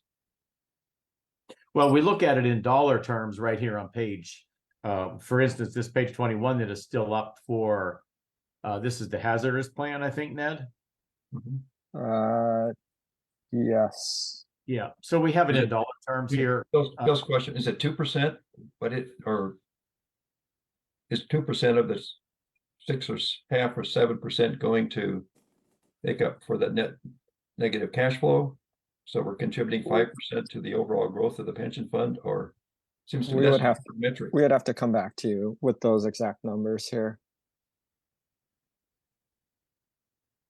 But the basic question in the long term, to what extent are we improving our ratio, our funding ratio? Well, yeah, I think that's we a have good. charts. It's probably best, Ned, to show those. We have simulations of all of that, and that's a great question, because that's kind of the end result. What happens to the funded ratio? So all of this embedded into those charts that we can show. It's somewhere around 130, 135, I believe. Yeah, so if we jump to slide 129, just quickly before we dive into the simulation results. You know, as David and others have mentioned before, you know, this is really a path dependent process that we're doing. And, you know, in each, we do simulations for 10 years, project returns and your liability values out for 10 years. And we run 5,000 independent economic trials in every year. So instead of showing you 5,000 results, we like to summarize it basically into 4 percentile results. And this is what we affectionately call the box and whisker graphs. And the red dot in the middle is the 50th percentile, or basically what the 25th hundred result is when you line them up from top to bottom or best to worst. The very top point in this graph, when we look at funded ratio, is a very optimistic result, which is a 5th percentile result. So just know that 1 in every 20 results is actually better than that very top point in the graph of the line. The top of the solid colored line is an optimistic result, which is a 75th percentile result. So 1 in every 4 outcomes happens to be better. And then we do the mirror image to look at the pessimistic and the very pessimistic. Obviously, low contributions are very good, but low funded ratio is very bad. So kind of the naming convention flips when we look at funded ratios versus contributions. So I think a good page to look at, and I want to look at slide 135 here, is this is a projection of, what are the employee contributions for the retirement plan. And so in this first year, we have a fixed, we went in with a fixed. Ned, I think maybe first go to one of the funded ratio charts, just to kind of get back to that last question and sort of in that order. Okay, let's go back up 2 slides to slide 133 then. Great, thank you. So, we have the 3 portfolios that we're modeling that Craig went through, the dark blue being your current target, the light blue, the middle portfolio being the lower risk target, lower risk A, and then the maroon or red colored portfolio furthest to the right is the lower risk B policy. And then the dotted line is what the initial funded ratio is. So what was that funded ratio as of 6/30/2023 that we projected? So that was 57.5% for this particular plan. The first set of box and whisker charts are what is a funded ratio projected to be 1 year out as of June 30th, 2024. And this is where our projections come in. And the median result for all the portfolios is right around 59.3%, which, hopefully is not surprising because, the portfolios all have a very similar expected return. Where we start to see some differences is in the distribution of results or the spread of the results between very optimistic and very pessimistic.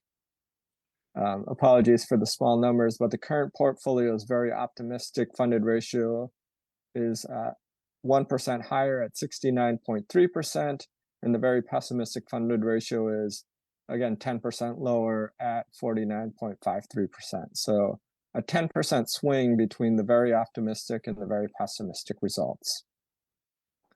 Lower risk B, policy B furthest to the right in that set of columns, does exactly what, Craig and Chris and David intended to, is to lower the risk while keeping the same return. It's about a 1.6% or 1.4% increase in the very pessimistic funded ratio 1 year out, with slightly lower, very optimistic funded ratio 1 year out.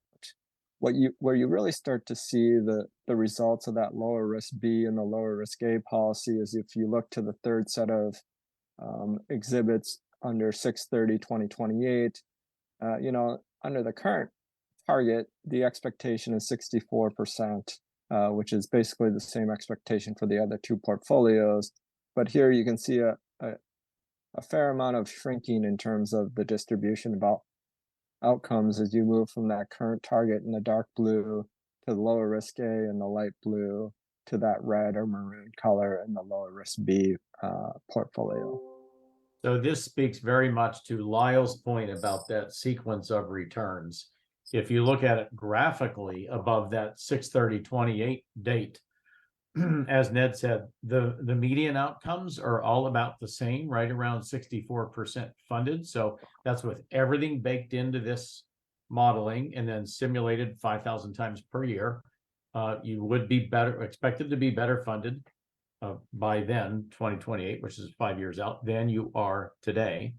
But then if you look graphically at how those distributions shorten, that shows you what's happening from reducing that risk. And that you still have all this variability in possible sequences of returns, but you can shrink the impact of that on both the upside and the downside. And that's what helps to protect that drawdown risk. How bad could it get? So.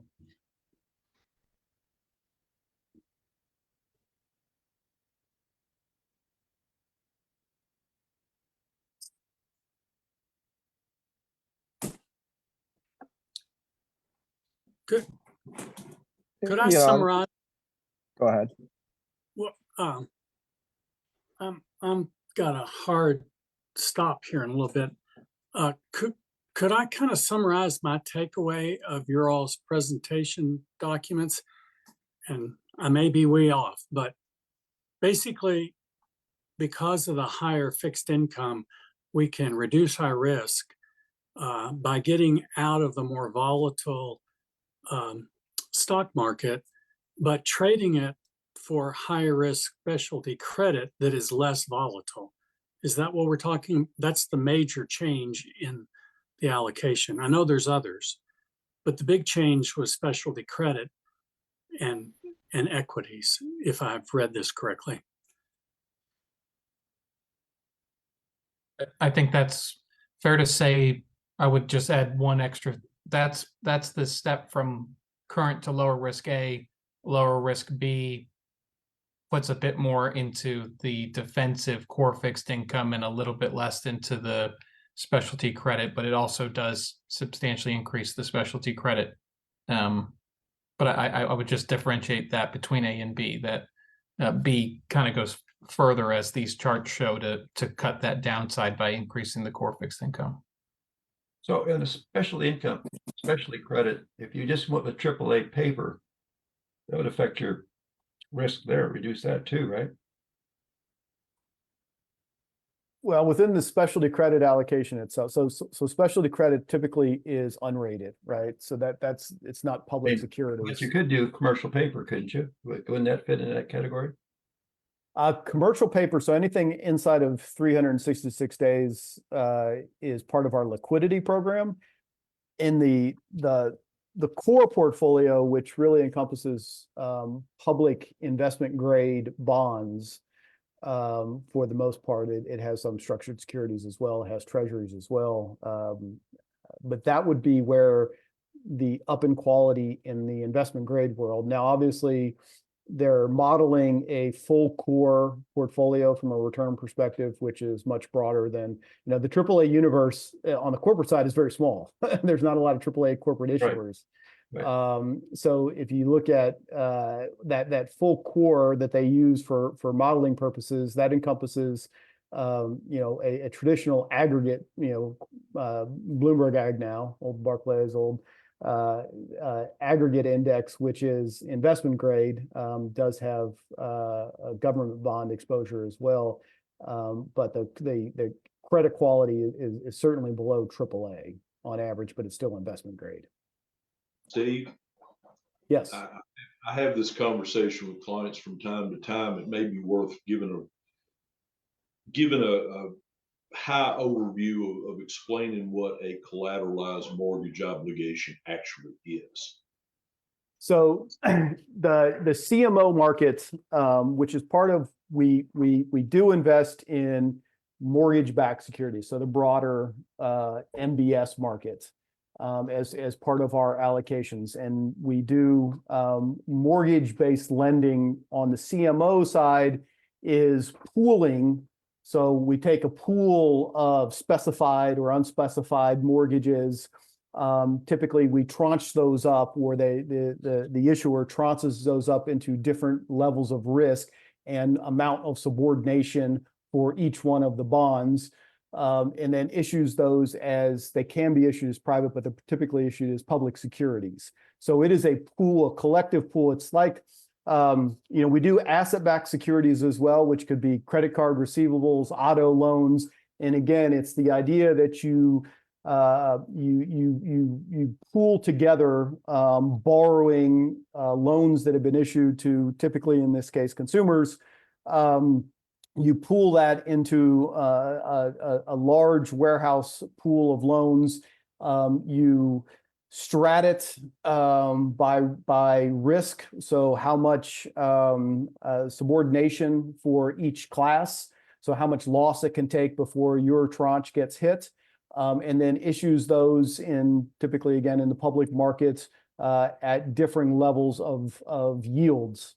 So they each contain a different, the higher yielding have lower subordination or higher in the risk structure would be the ones that would take first loss pieces. And then you get subordinated down to the AAAs, which can typically are, have a high degree of subordination. So the pool of loans could take a significant amount of losses before you would ever have a dollar at risk.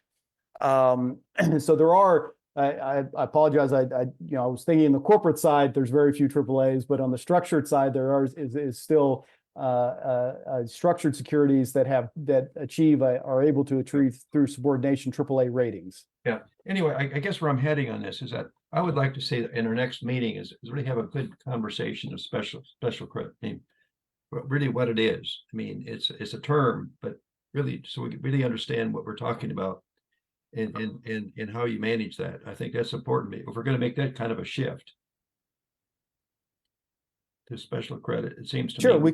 we can certainly produce a primer kind of on Right. both what the broader market is, what that market entails, and how you approach it. Right. our how you approach to it. Right, investing.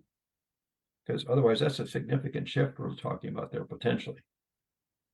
And if we could also talk about a reasonableness timeline to manage to these new allocations. David talked about that.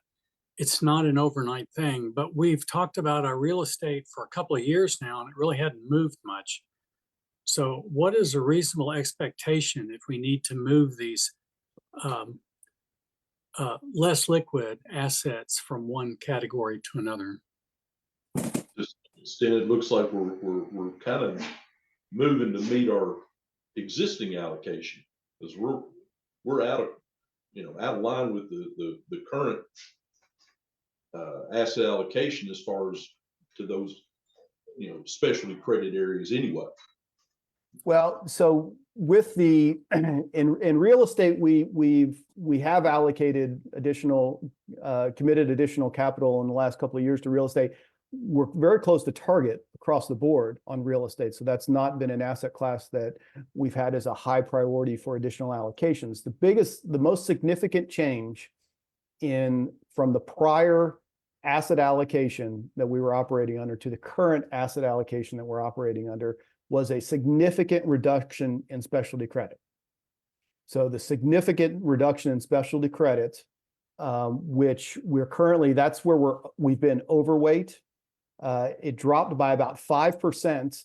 Plus, there was an allocation that was in what was at the time called opportunistic, that was over 3 to 3.5%. A mandate that was 3.5% that we still maintain, that was moved from opportunistic into specialty credit.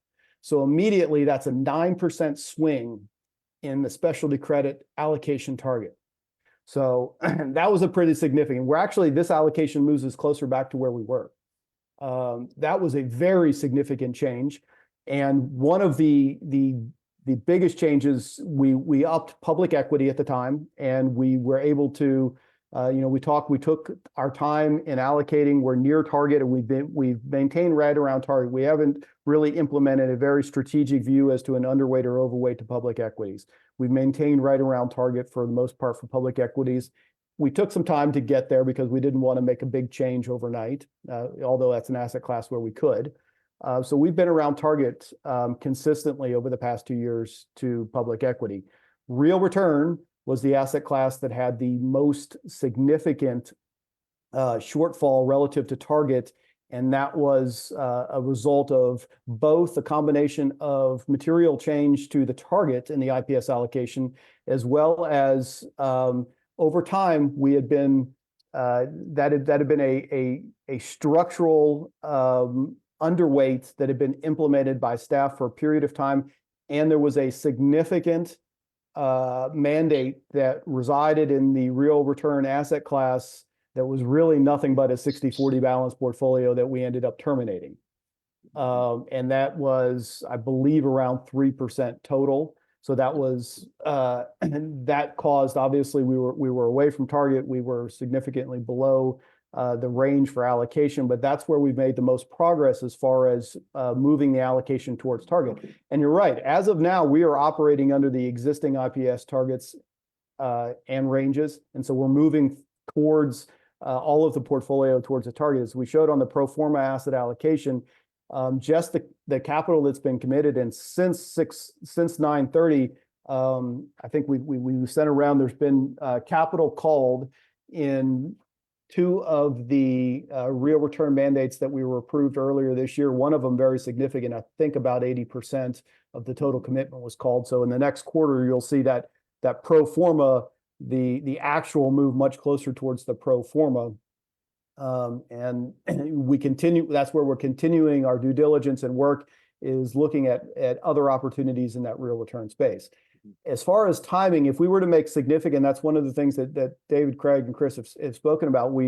We are cognizant of transaction cost in order to implement significant changes, especially involving the less liquid asset classes, as well as the timing. As we've seen, we approved commitments to 3 real return managers earlier this year, and we're finally starting to see. I mean, there, some managers come with queues. Some, we're supportive in them deploying capital very prudently. So it can take several quarters, whether it's real estate or real return, any of the private asset classes. It can take several quarters from the time where we actually make the commitment until capital begins to get called or gets fully called. It's going to depend on the opportunity in the market. And credit is a bit higher velocity, right? We're talking about loans that are 3 to 4 years. So, and many of them get repaid or refinanced. So, especially credit folks that are as busy as they've ever been, and driving some of the best terms and returns that they've had in years, all could deploy capital. Multiple of our separate accounts have told me in recent calls, like, yes, if you want to, we're calling through almost all of your capital up to like 80%, and at which point you will start getting less and less allocation to new deals, because we'll be deployed. So, and they're finding a lot to do. So that's kind of something that we are looking at in terms of deciding among folks. And yeah, it can be deployed faster simply because it's going to be different than some of your traditional real estate and private equity and those kind of timing in the closed-end funds. Yeah, and that certainly is to Anthony's point, the opportunity set there relative to what we're seeing in some other classes, both as from a risk reward standpoint as well as a deployment standpoint. I mean, I think we probably get weekly calls where if we were to commit capital today, I think the runway for actually deploying that capital would be pretty quick. We've already seen that. So we did do the re-up with one of our managers, including a co-invest in the specialty credit space earlier this year. And they're distributing on one side, so having realizations from the old fund and committing and calling capital on the other side almost as quickly.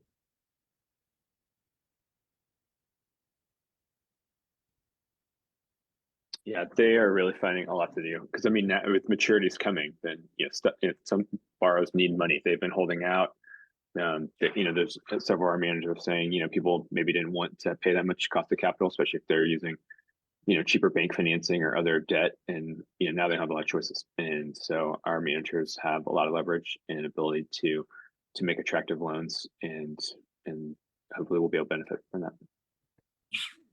We've been going for 2 hours, and I know Bill mentioned that he was facing a time limit. Oh, I meant to say sorry before we finish. Another is just some of this is just a labeling exercise, right? If the opportunistic mandate had been put into real return, then the numbers just look, they just go back much more closer to compliance, and it's arguable. You could argue the opportunistic one is also a real return one. I think Yeah, I mean, Wilshire has some other clients in them too, and I mean, you can put them in hedge funds or other labels. Right. So that at some point, that's just labeling. Sure.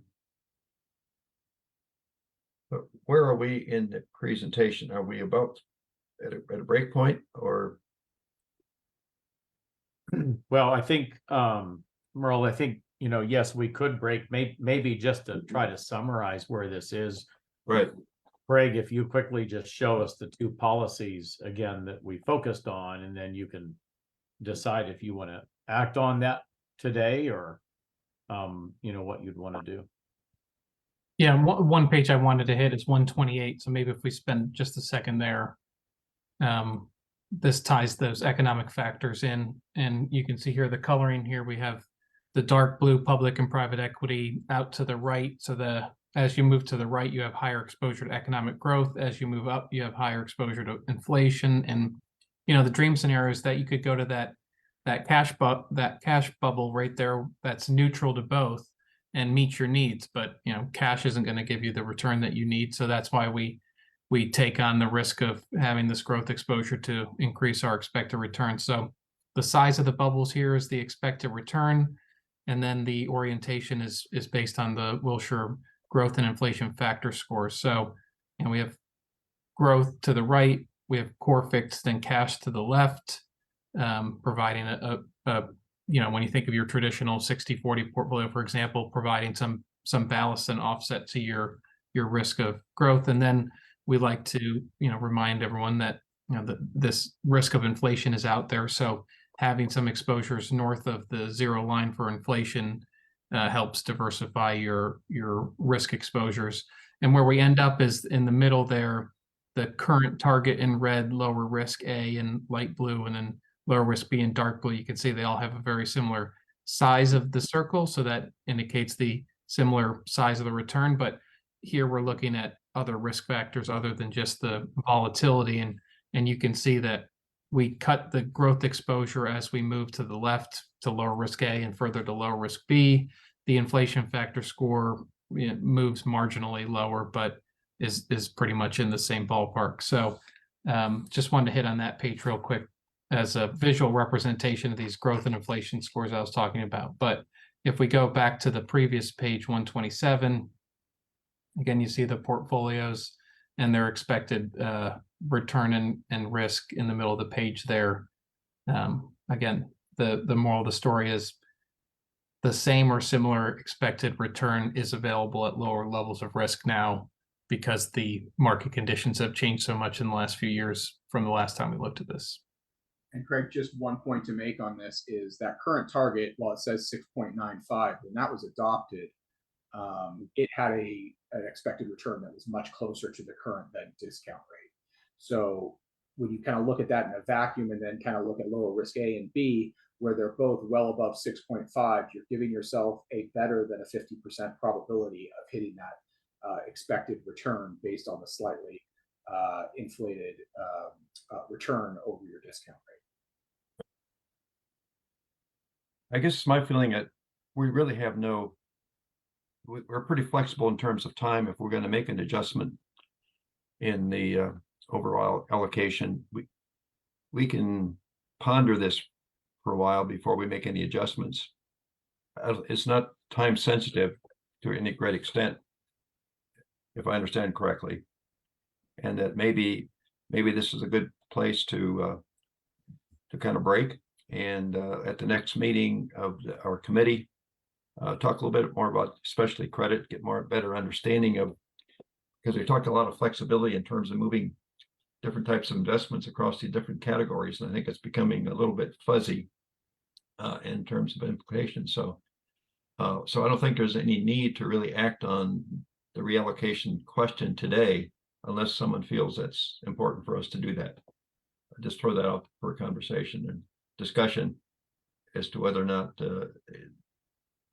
what your thoughts are.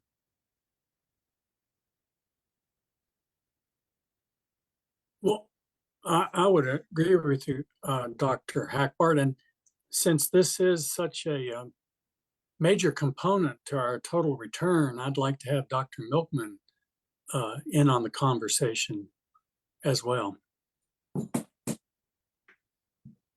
Dr. Hackford, I don't necessarily disagree with you. I don't know what kind of timeline we ought to be on, but I think it's certainly one that we need to be, kind of set a target towards, because the first thing I'm looking at based on what's been presented is just strictly from a fiduciary standpoint.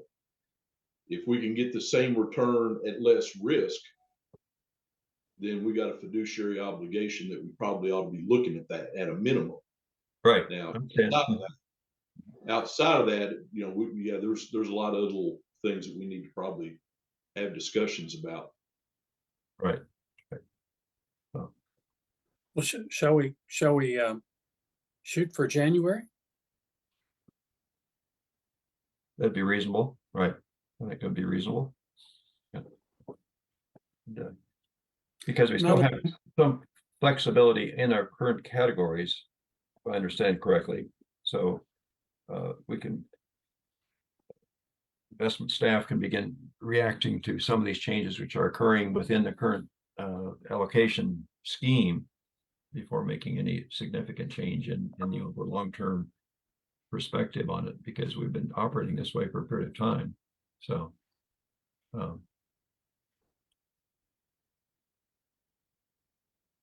I think a good point about having the other member of our committee here is important as well. So why don't we just plan on doing that? Let's plan, and Bill, I like your suggestion. December is a difficult time to get people together, probably.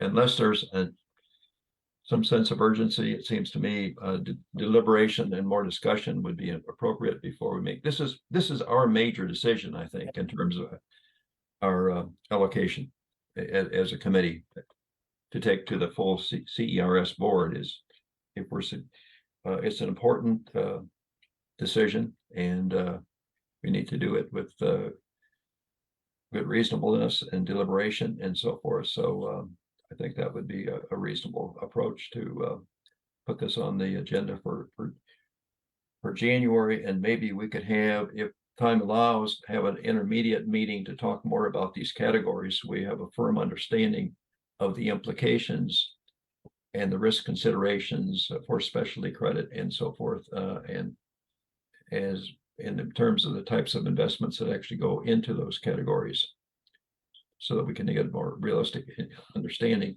And I think the other question, Bill, that you brought up, I think would be an interesting perspective question, and that is,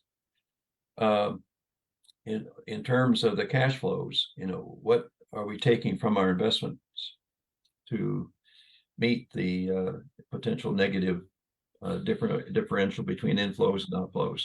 I think that would be an interesting conversation, and how that impacts the future as we look to the future as well. Because certainly, I think from a public perspective, this whole issue of how our funding ratio is going to be improved over time, and whether or not we're actually making good progress in that regard, I think is probably at least an external and public issue that we need to be we fully understand and so forth. I think that would be an important consideration to see how that's going to play out, particularly probably with legislative session coming up. So Steve, do you have anything else that you want to finish with, or can we just say that we're finished for today, and we could think about another intermediate session, just a kind of discussion session between now and January, and in January we would be making our final recommendation to the CERS board about any adjustments to our allocation strategy. I think that's very reasonable. Obviously, as everyone's mentioned, this is you know, one of the most important decisions that the investment committee makes as far as performance for the systems. You know, the timing element, you're right. There's you know, from our standpoint, you know, I would say the sooner the better, because we'd like to start making some hay in the opportunities we see in the market. And you know, we wouldn't want to be having this conversation 6 months, 12 months from now, because the opportunity may be different, or maybe a different conversation. We're happy to provide whatever information you guys you know, need or think would be beneficial in making the decision. You know, we're happy to provide that. Obviously, I think December, as you mentioned, might be a difficult time, but you know, any questions that individual committee members may have, we're happy to answer those, or information that we can provide that would be helpful.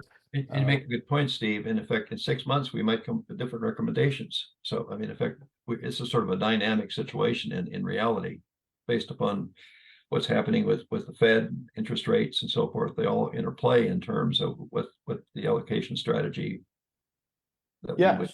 certainly if equities sell off 50% in the next six months, we might be having a very different conversation than we're having right now. You know, Or if I the think- Fed drops rates, you know. Well, I have a hard time thinking they're going to zero. So I Right, think no, we're I don't think stuck so. with we're stuck with at least Yeah. you know, a good four handle for Yeah. a while. You know, the only other comment I would make is, you know, we then I take from this our marching orders as of now until, you know, a decision is made, as we continue to operate under the current asset allocation in the current IPS, and continue to move the portfolios towards those targets and ranges. I mean, I think that's, you know, barring a decision otherwise, I think that as a staff, that's, you know, kind of the direction we've been provided and how we operate. Right. Well, I think that's the case. And in fact, this is the first time we've heard this presentation. Correct. This is the first, yeah, this is the It's a first lot- time we've done the asset allocation. It's a lot to consume in one session. And I think there needs to be a reflective kind of perspective following this presentation. I think it's been very good. I really feel that our presentation's been good and the explanation's been excellent. But I think in terms of our committee to reflect upon this, and we may want to make some slight adjustments from the recommendation, for example. I think that's what we did last time when we made adjustments in the allocation. We had some recommendations and some thoughts, and we worked that out in our committee. And for example, on these percentages, we might feel we like some of the information, but we wouldn't necessarily want to go with the specific recommendations as we reflect upon the conversations and what we learned today. Well, if we can provide any, or Wilshire Right. obviously is the same, if they can provide any additional information, Right. we're happy to do so. So Right. feel free to reach out to any of us. Steve, is there we can follow up on this. Is there a January meeting in place already? I don't believe we have an investment committee meeting in January. Sherry may be better with that. No, we don't. Yes. No, it would be a special meeting. Yeah, okay. Ed, any thoughts that you might have to share with us?